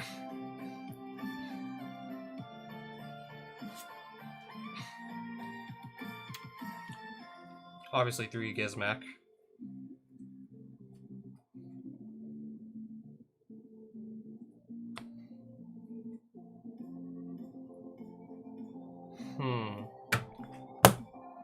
Thinking about, like, the amount of Lava Golems I want to play, if I want to play 2 or 3.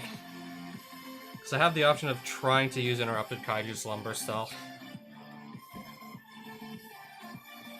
I don't know, if I fit in at least like 4 Kaijus, it might at least be worth it trying to run one of those.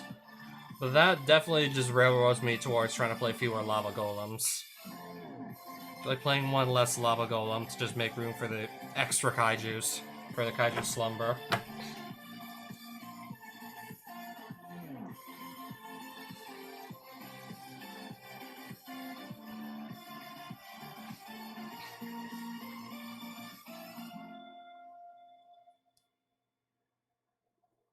So I have 2 traded and 2 Pot of Desires, 2 Allure in this real life deck so far.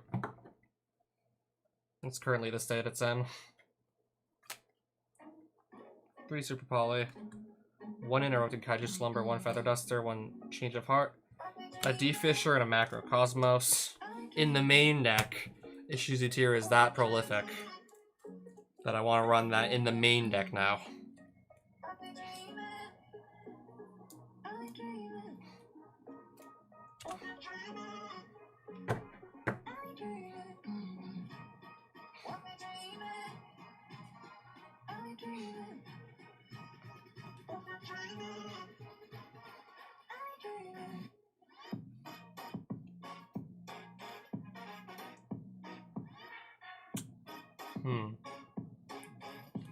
Not even sure if I'll be getting a game tonight at this rate. It's looking unlikely. Yeah, I can still try and just, like, make room for my Silent Graveyards and whatnot while we wait.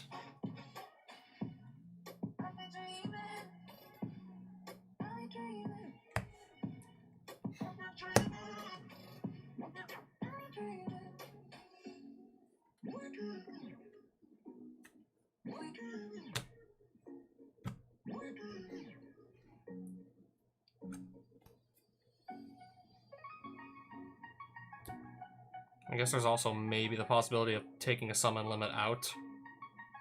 Maybe.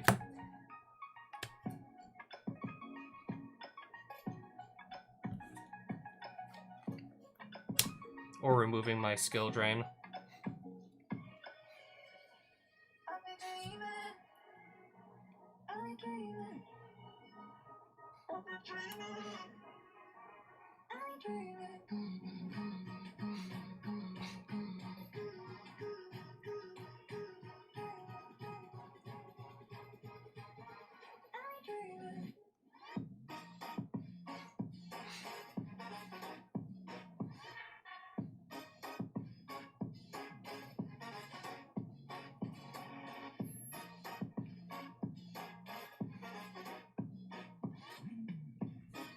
Having a really hard time deciding, like, what should stay in the deck and what should go.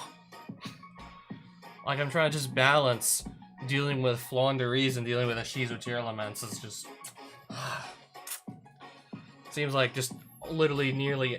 Okay, he's having me go first. Here's... Yeah. Seems like nearly, like, anything I do to just make my deck better to deal with Ashizu Tears makes it, like, a lot worse to deal with Flunders and vice versa.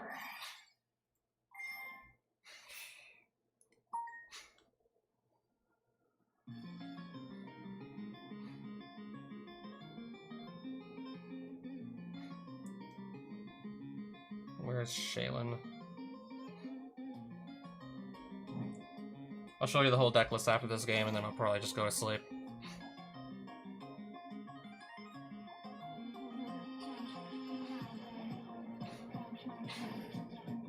Declare.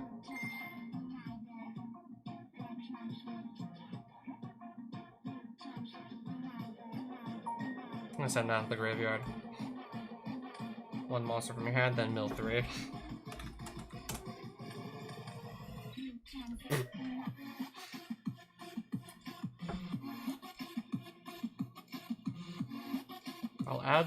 I'll probably use this effect first.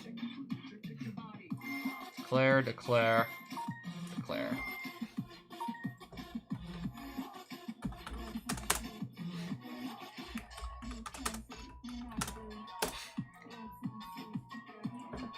Can activate the top 5 cards in my deck. If I do, send one activated card among those 5 to the graveyard. And then the rest go on top of the deck in any order.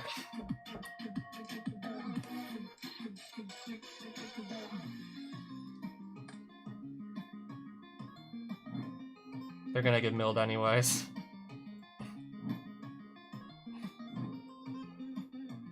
Granted, that's gonna be on a new chain though. So Scream to add a Tier Element's Trap. And then we get Diffuse.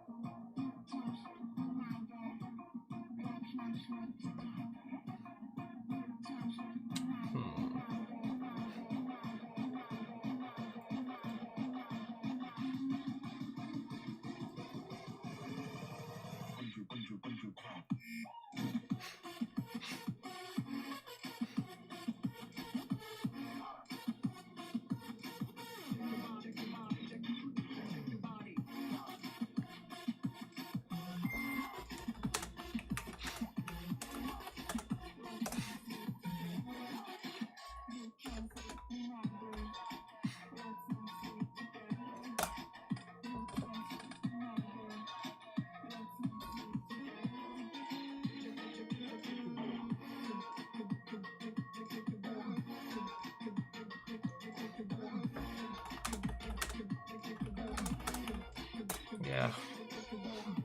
Each player sends top 5 cards to their deck to the graveyard.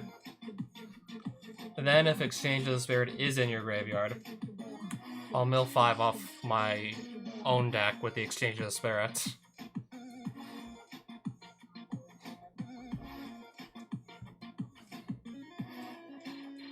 I mean, I can't just go and, like, rip cards off his deck. I have to wait for him to do it.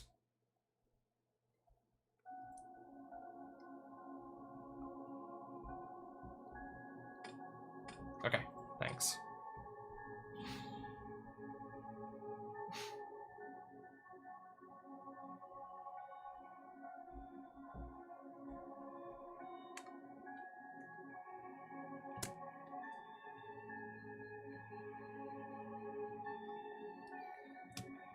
I guess we're done. I'll probably show you the deck list and that'll be it. I guess while we wait for him to maybe come back, I'll see if I can fit those Silent Graveyards in. Definitely leaning towards just ditching the Ghost Reapers to fit those 2 Silent Graveyards in.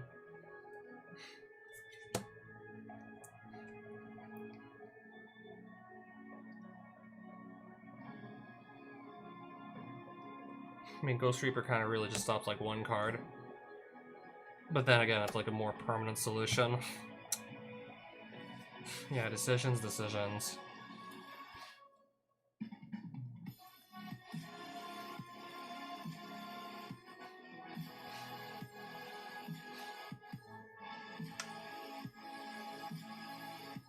I don't know, maybe I don't need the skill drain that badly.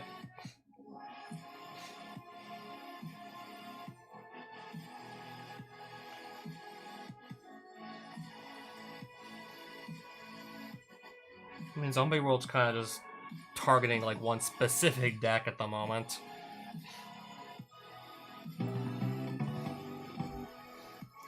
Yeah, it's for the most part mainly just targeting one deck. It was targeting like probably the second most relevant deck at the moment, that being Flunders.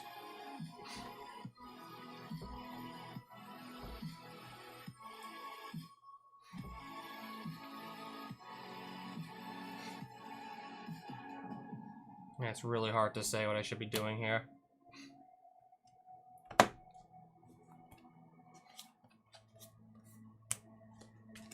I cannot think of anything else to do besides just taking out the Ghost Reapers. I mean, if there was more room for them. Or I could take the skill tree out and have 3 Silent Graveyard.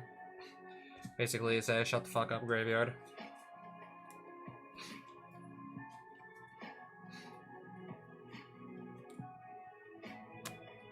Or I'll just keep in, like, 1 skill drain.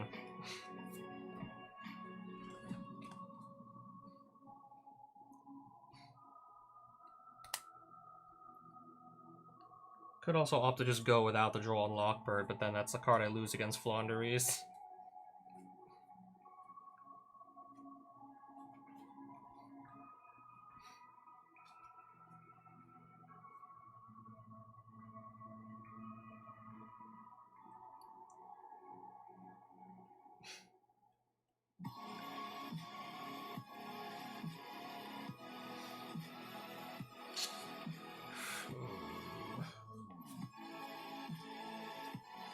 I don't want to leave like 2 Eradicated or Epidemic Viruses in here.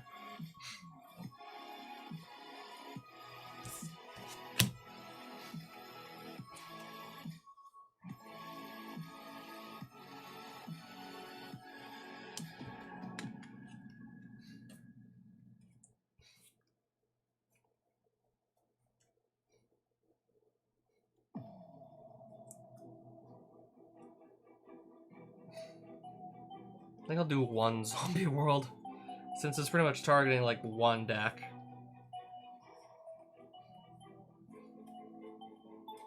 I'm having a really tough time just deciding on this. I have a really hard time deciding on this. I feel like I should already have like enough dedicated to hate against the Shizu tiers in the main deck anyways. I feel like that might be a little overkill, just adding like 2 more side deck slots to just deal with it.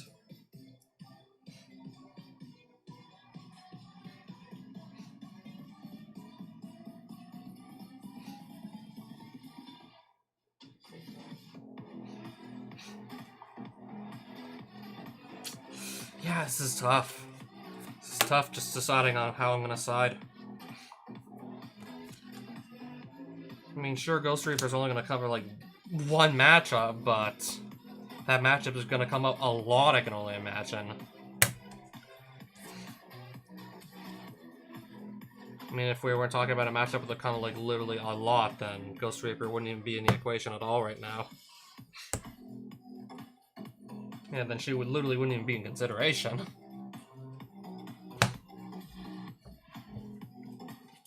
I guess one more thing. I'm gonna just finish off one thing quickly. That being deciding how many kaijus to have in here.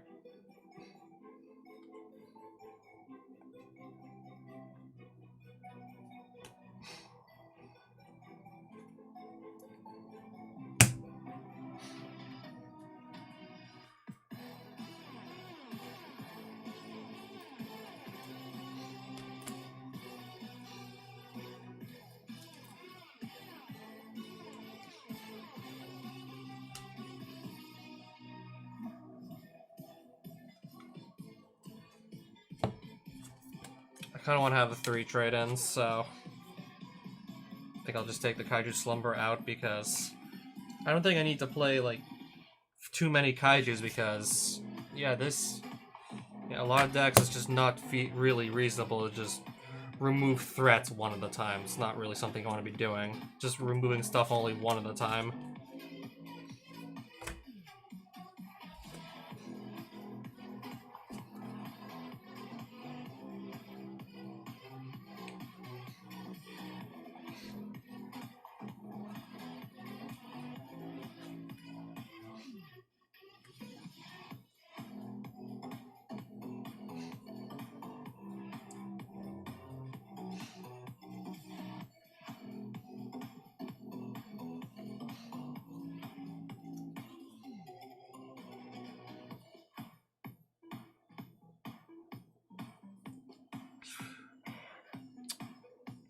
This is tough. Kinda wanna have a 4th Bestial also in my main deck. Yeah, this is tough. I kinda wanna have that Bestial in there, but don't want to ditch a level 8 or a Gren Maju. Or even Neither of Millions, so what does that leave us? Also, probably really gotta keep the 3D shifter in this time.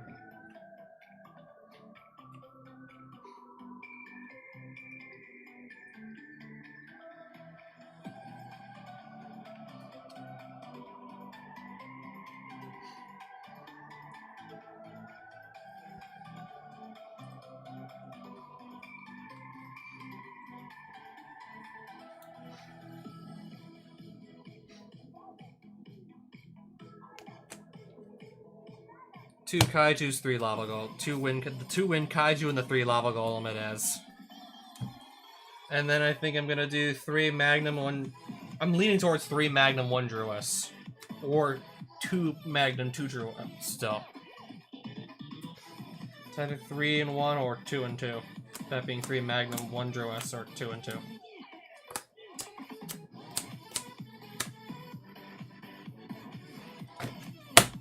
Alright, 3 Magnum, 1 Druis it is.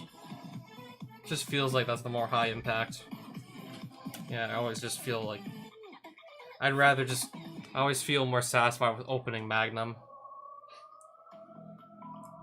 And then just having that go into Druis on the next turn. So, 3 Magnum, 1 Druis. For the Bestials.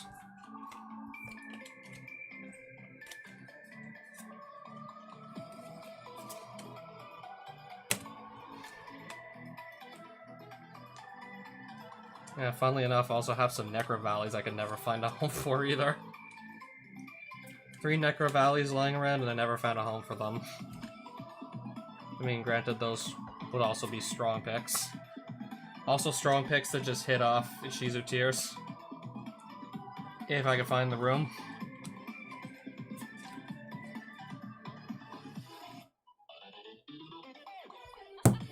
I could.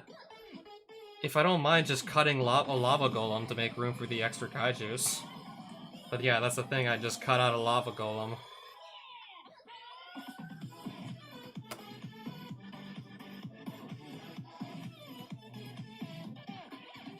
And then just have to ask myself what else goes to make room for the Kaiju Slumbers even as well.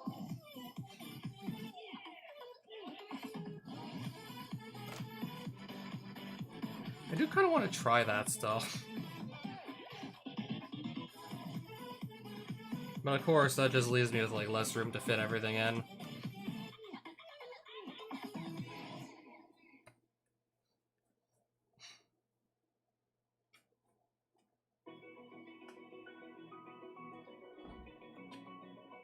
Or just do 2 Magnum and a Druis to make this work.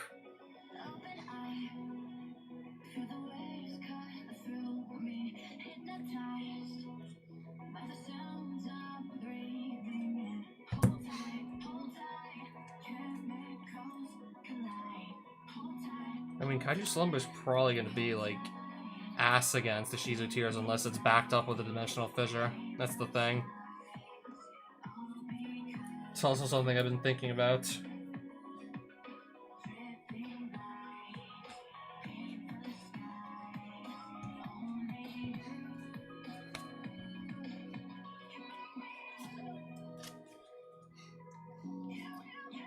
Can't really see myself running more than 1 Kaiju Slumber this format because of Ishizu Tear Laments.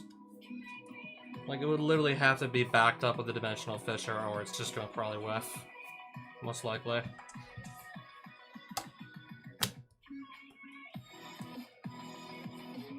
Yeah, now I'm actually literally just too worried about my actual real-life deck profile to mention the one that's currently on screen. Like, the real-life one is the one I'm actually gonna get to use, obviously.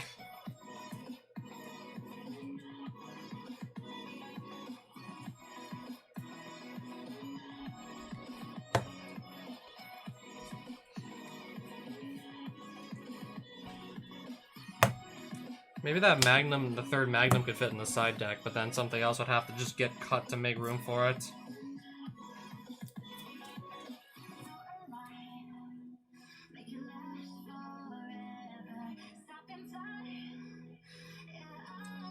I guess one zombie world out and then a Magnum Hut in the side. The third Magnum Hut's on the side.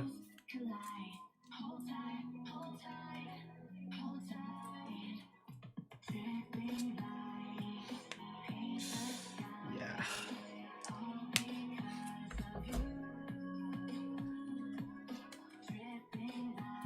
Yeah, this is tough.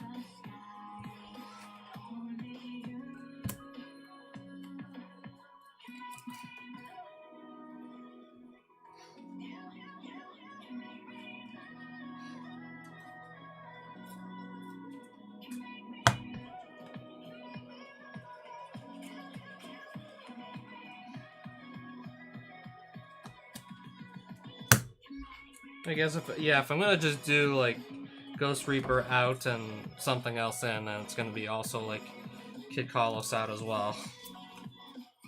And then my Super Poly target goes back in. That's Starving Venom. My fourth Super Poly target goes back in.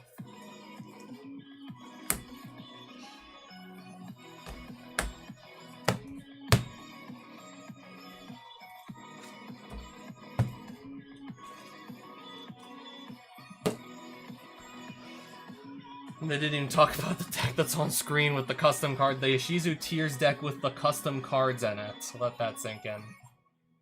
So I guess to further max out on different names, because typically like names cards just have hard ones returns on them, so you can't just use the same card's effect like twice in the same turn. So I max out that on that. We're just running like fewer copies of each card and thus more names. And with custom cards, of course, like more tier limits exist. So just more chances to get a fusion summon off than before. So the 4 that are actually real, and then like 2 of each like custom tier element cards that can also be played just like Alphenas on your opponent's turn.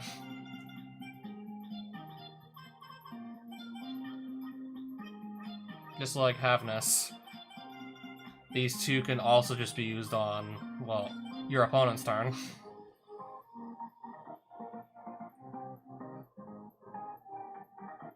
And then the 2 custom ones, Juliet and Shanian, for some reason just shuffle the monsters from either player's graveyards back into the deck rather than just putting only your monsters from graveyard on bottom of your deck.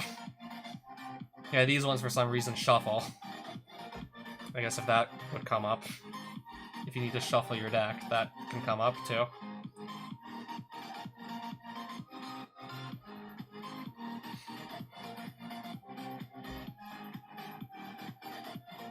Can mill cards up to the number of face-up spells or traps your opponent controls with different names. Definitely easier to just get this to go off, though. And just... well, easier to get this to go off, but... you might just mill nothing. Or mill barely anything. Milling 3 definitely a better way to go. The 2 Immortal Necrons, the 2 Necrons that are surviving in the build. This thing can both, like, just... yeah, this thing can just send the other copy of itself from the deck to the graveyard. And if this hits the graveyard from hand or deck, you can look at the top cards of your deck, showing those to both players. Putting one of those... yeah, like, in the graveyard, and then returning the rest, I guess, to the top of the deck in any order. So, 2 of the Immortal Necrons to further just max out on card effects that will go off the moment they touch the graveyard, with a tier limits mills and the Ishizu mills going on. 2 Salvation Emissaries, which have graveyard effects that aren't gonna, like, start a chain upon being milled, but once, like, any chains have been done resolving and this stack is open again, you can just resolve this. So let's just say it's your turn. You can just tribute like one monster you don't, one of your random monsters you don't need. Probably gonna have some lying around with the frequency with this, which this deck can special summon. You'll probably have a monster to just get rid of lying around that you contribute, and you draw a card, and you get this Salvation Emissary onto your board. I guess to do whatever with later. I guess free link material.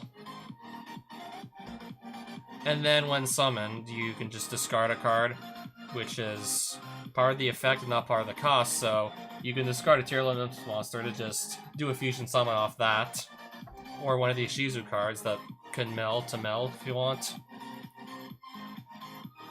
And then you can just mill 3 cards, which of course any of those could just have effects stapled on them.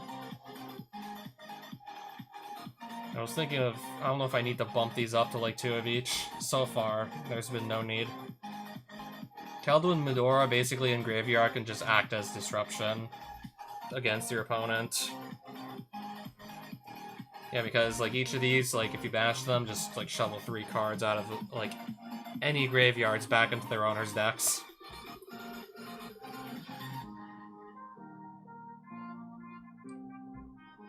Yeah, like actual like serious Yu-Gi-Oh, yes. Like what you were seeing was just like a custom cards deck where I'm just trying to like make Ishizu tier even more stupidly broken than it already is. I basically asked myself, can it be even more absurdly powerful than it is already? And I assume the answer is just a hard yes.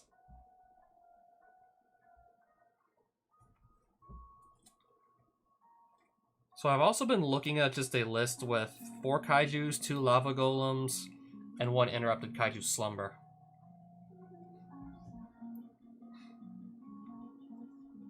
So what I did for my real life version of the deck was put a Magnum button aside. I had to cut a zombie wall, I couldn't decide on anything else. Wanting to play... Where is it? Wait for it to show up. This thing here. Just 1 copy, it's all I can fit.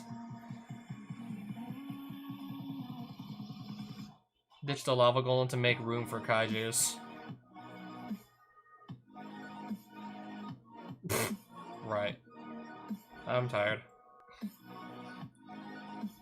I could ditch the Allure of Darkness, I guess, maybe? To make this a 43 card build. I don't know, anything above 43 is starting to get a little much. And considering I want to see these as often as possible, especially against the Shizu tiers. So the more cards that just pack into the deck, the less likely these are going to be to pop up.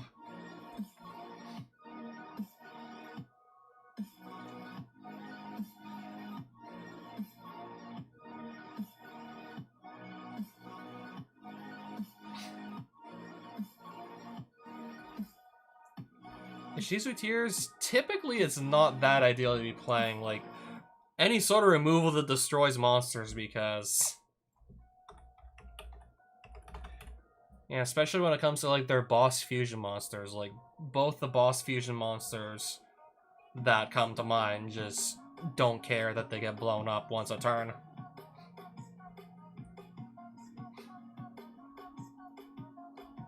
Alright, Duelingbook is pretty slow tonight, apparently. If this card's sent to the graveyard by card effect, resummon it, and on top of that, send a tier limits card from deck to graveyard. With a hard once per turn attached to it, thankfully. And Rukalos also with a hard once per turn attached to her, revive upon being destroyed. Oh, just sent to the graveyard by a card effect in general. You can special summon this card. Which is why I said this is kind of dog shit against tiers, unless it's backed up with a Dimensional Fissure or a Macrocosmos.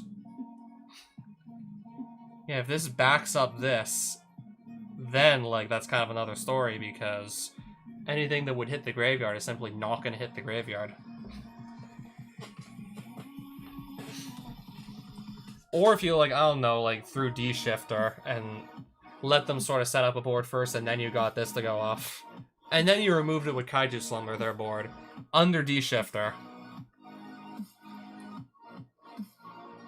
Which is, of course, why I'm playing, like, even, like, Fisher and Macro in the main deck now. Because I'm expecting a Shizu tiers to be that, like, prevalent.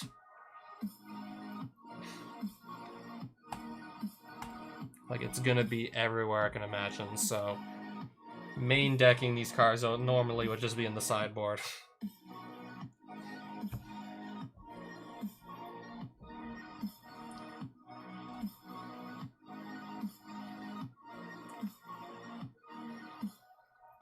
Yeah, so on the topic of Ishizu tier limits. I'm gonna just look at I'm just gonna show off the rest of my custom card lists. Of course, with a lot of cards that actually do exist in the real game. Somehow. If this is sent from hand or deck to graveyard, by any means, even if it's as a cost, can force each player to mill 5, and on this Agito here, if Exchange of the Spirit is milled, or is in the graveyard before the mill, you can mill an additional 5 cards from either player's deck, preferably your own.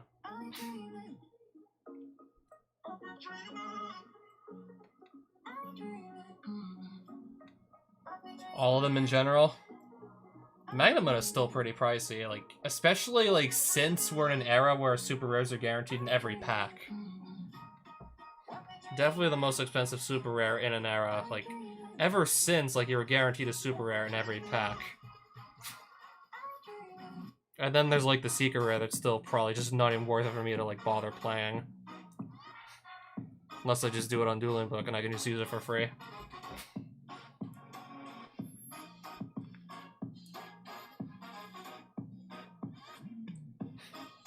For cards sent from your hand or deck to your opponent's graveyard, you can target one special summon monster your opponent controls. Special summon this from hand, then return that monster to the hand. And of course, if this is milled or just sent from hand to graveyard, you can force each player to mill 5. Then if Exchange of the Spirit is in the graveyard, you can set one trap from your graveyard, which... yeah, this can come up. More on that later. One Diviner of the Herald. And that's why other entity Natis is here. Can double as a form of removal against your opponent. On top of just, I don't know, getting a fusion monster in the graveyard to just... I guess if you want to just do a fusion summon with that later, that's an option. Yeah, so just like, pop any card on the field.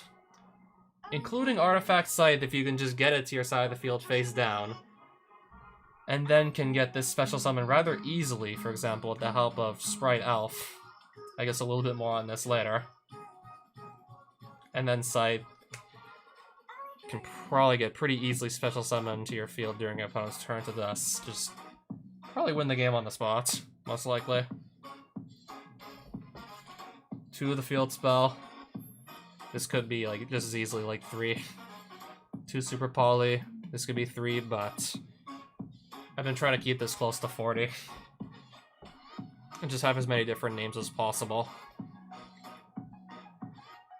2 Scream.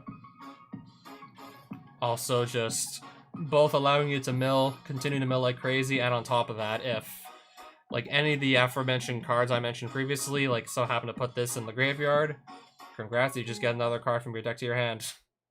Siren Tear is one of these. When this is activated, you mill 3. Your Fusion Tier Elements monsters gain target protection, and all your Tier Elements monsters just gain 500 attack and defense.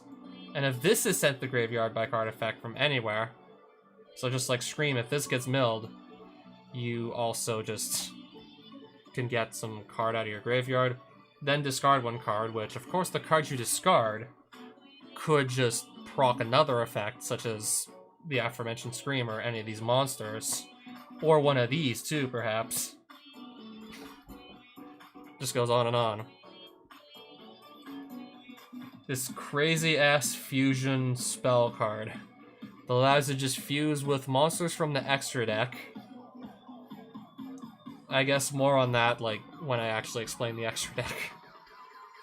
But typically, I'm just not bothering paying all 100 of my life points. I'm just mainly having this for the sake of just dumping a bunch more monsters from the extra deck into the graveyard just to get more powerful effects to all go off simultaneously. Just to produce mainly a stupid amount of advantage, less so to summon a monster. Fusion Birth, the spell from the manga Jaden used in like one of the episodes, don't like remember which volume, to just mill 5, then fusion summon a fusion monster from the extra deck. If within those 5 cards that were milled, like all the fusion materials like are in those 5 cards that are needed to like summon a monster. Yeah, but even more so with the advent of fusion materials, well, with the advent of fusion monsters with rather generic materials, this is also a lot easier to achieve to just actually get a body on the board. And then on top of that, all of those 5 cards have been sent from deck to graveyard by card effects, so that's like, I guess just to put this into perspective again, 19, 20, 21, 22, 23, 27. We're looking at like 27 out of the 42 cards that all do something when they're sent from the deck to the graveyard by a card effect. Yeah, so for example, the 2 Tearlaman Soliak. I'll have to explain Curse since, like, it's not like a real Yu-Gi-Oh card. If you have a Tearlaman's monster, it can send 1 monster you control to the graveyard, which, of course, if it has, like, an effect on it, like one of the Tearlaman's monsters, that can go off too. So basically doubles as removal, and on top of that, if it hits the graveyard while being milled with all the mill effects you have going off, you can mill another 3 cards. Then if a Tearlaman's monster was among one of the 3 cards, you can set this card to your field and then just use it. Even if it gets banished when it leaves the field still. That's just like another like card you get to use. Wanted to exchange the spirit just to hopefully get this in the graveyard and use it alongside Calbeck and Agito. Or even these guys, but mainly just the millers. 2 Fool's Resolve, which when you activate, you can also discard 1 card, apparently as part of the effect. Yeah, the target a monster face up on the field is the cost. This is apparently part of the effect, so I do assume that Tearlaman's monsters that, if sent to graveyard by card effect, can be triggered off of Fool's Resolve, and even if that's not the case, you could discard one of these Ashizu cards to also just proc one of their effects. Can discard a card to also special summon a monster from your graveyard. The card that you discarded can also proc an effect. And you can summon Artifact Scythe during your opponent's turn to basically win.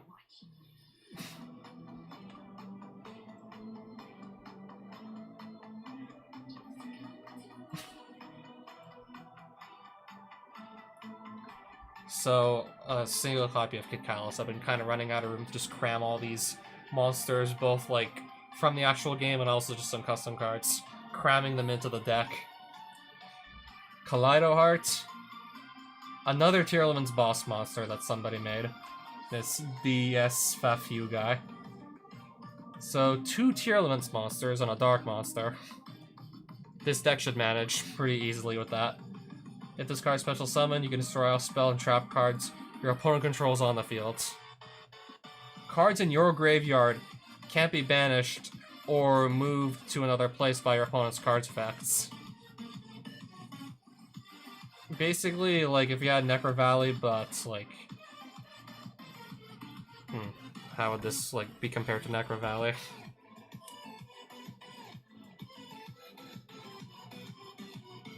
Not sure, but... very similar to Necro Valley in the sense that it just basically shuts off effects that, like, relate to the graveyard. Completely stops your opponent from moving, like... oh, all cards in your graveyard can't be, like, taken out of the graveyard by any means. It's not just the Tearlaman's monsters. And then once per turn, if a card or effect is activated, and apparently this is a soft once per turn, so if she leaves the field and comes back, this is reset. Can negate the activation, and if you do send it to the graveyard, if this card is sent to the graveyard by card effect, you can special summon this card but banish it when it leaves the field. And if you do, this does reset because it's not apparently not a hard once per turn. It's not written that way. Easy to summon. Also pretty easy to just set it up so that it is just going to prevent your monsters from being tributed. If you need that, that is. A way to just basically have Kaiju protection. D-Monster, I think that's how I'm going to pronounce it. 3 dark monsters with different names, so let's just say if you play this in mill 3 dark monsters with different names, you can technically just summon this. Or this is just easy to summon with the tier limits monsters, that too. And if it's summoned, it can destroy up to 2 monsters on the field. Including your own if you want to proc some tier limits effects. Cannot be destroyed, tributed, or banished while you control other dark monsters. If this card leaves the field due to a card effect, you can special summon 1 dark effect. Fusion monster from your hand or graveyard. This hasn't even come up once.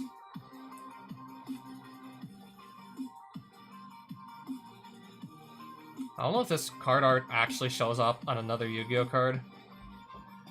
But yeah, this thing is... Oh, I can actually just report it myself.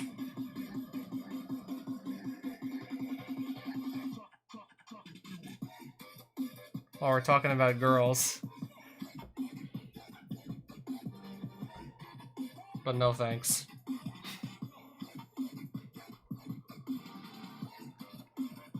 One fusion monster and 2 dark monsters. As you're starting to notice, a lot of these monsters have very generic fusion material, so they're just stupidly easy to actually summon with tier elements. Just letting you, like, basically, like, play out of your graveyard.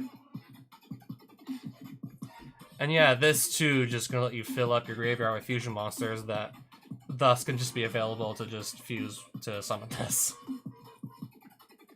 If special summon, you contribute 1 fusion monster and discard 1 card. Special summon 2 fusion monsters from your extra deck or graveyard, apparently.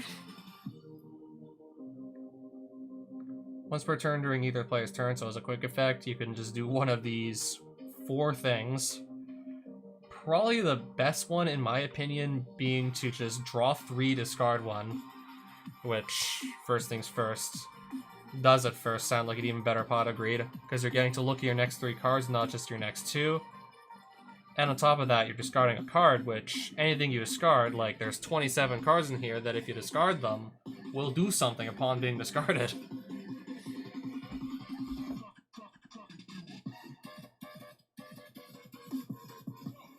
If this card is sent from the field to the graveyard, you can special summon 2 monsters from your hand or graveyard aside from this one. And then if you do, monsters you control, even monsters will come onto the field after this effect goes off. Can't be destroyed by a battle or card effect for the rest of the turn. I don't know, just even having like the 3500 beat stick and the quick effect draw 3, discard 1, which of course just lets you draw through your library. And then also on top of that, just proc another like card effect. So you're gonna gain way more value than just a +2 with this, most likely.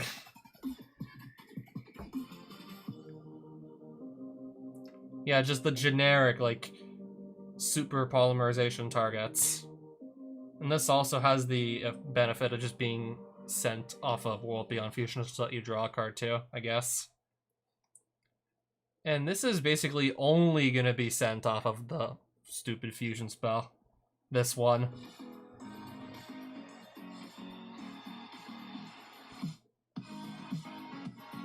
If this card is sent to the graveyard, apparently by any means necessary, draw 2, then discard 1. Which, yeah, you can just discard something that can just have an effect go off by being discarded. So yay for that too. Hollow Hero Degrade, who is only here to just have his, if sent to the graveyard, effect go off a World Beyond Fusion activation, to special summon 1 level 8 or hero, a level 8 or lower hero fusion monster from your extra deck, ignoring its summoning conditions, treat it as a fusion summon, that being Destiny Hero Destroyer Phoenix Enforcer, who by himself is hard to out, and can also just let you like easily remove your scythe to just have it summoned during your opponent's turn to just initiate the scythe lock. This is mainly just a hard to out boss monster on top of having another avenue to reach the scythe lock. Eldred to the Entis to be sent off with Diviner to also just act as disruption against your opponent. Or she can be revived during your opponent's turn. Proc her effect to send Entis off if you have this in your spell trap zone to pop it, to then summon it to your field, to then also initiate the scythe lock. Yes, you can target your own side if it's in your back row. Sprite Elf. Also gives your boss monsters target protection. And of course, as the quick effect, just reviving level 2 monsters. Typically wanting to revive Merly or even this to just try and set up for a side lock if this is in your back row. Yeah, so to get this onto your field during your opponent's turn, the Sprite Elf is there to do that. Or to just mill 3 and just try and like continue making plays on your opponent's turn. The Sprite Elf is also good for that too. Of course, this is also really easy to bring out.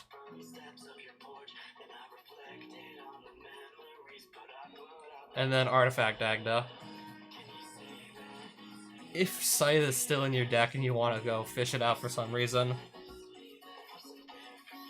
2 monsters with different names, activate some other card or effect on the field after getting this out, to then get the Scythe into your spell trap zone directly out of your deck.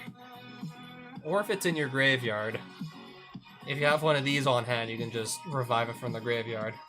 Or even if you don't, it's in your graveyard and Kelbeck mills cards and then hits this, or if this is already in the graveyard as Kelbeck is milling, you can then get this back to then set this, and if Scythe is in your graveyard, resolve it, revive it, and then just GG's, I guess.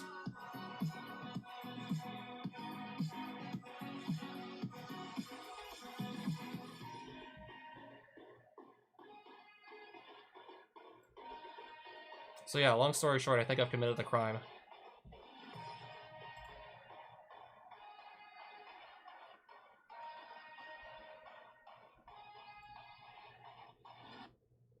And I guess I'm just gonna go to bed.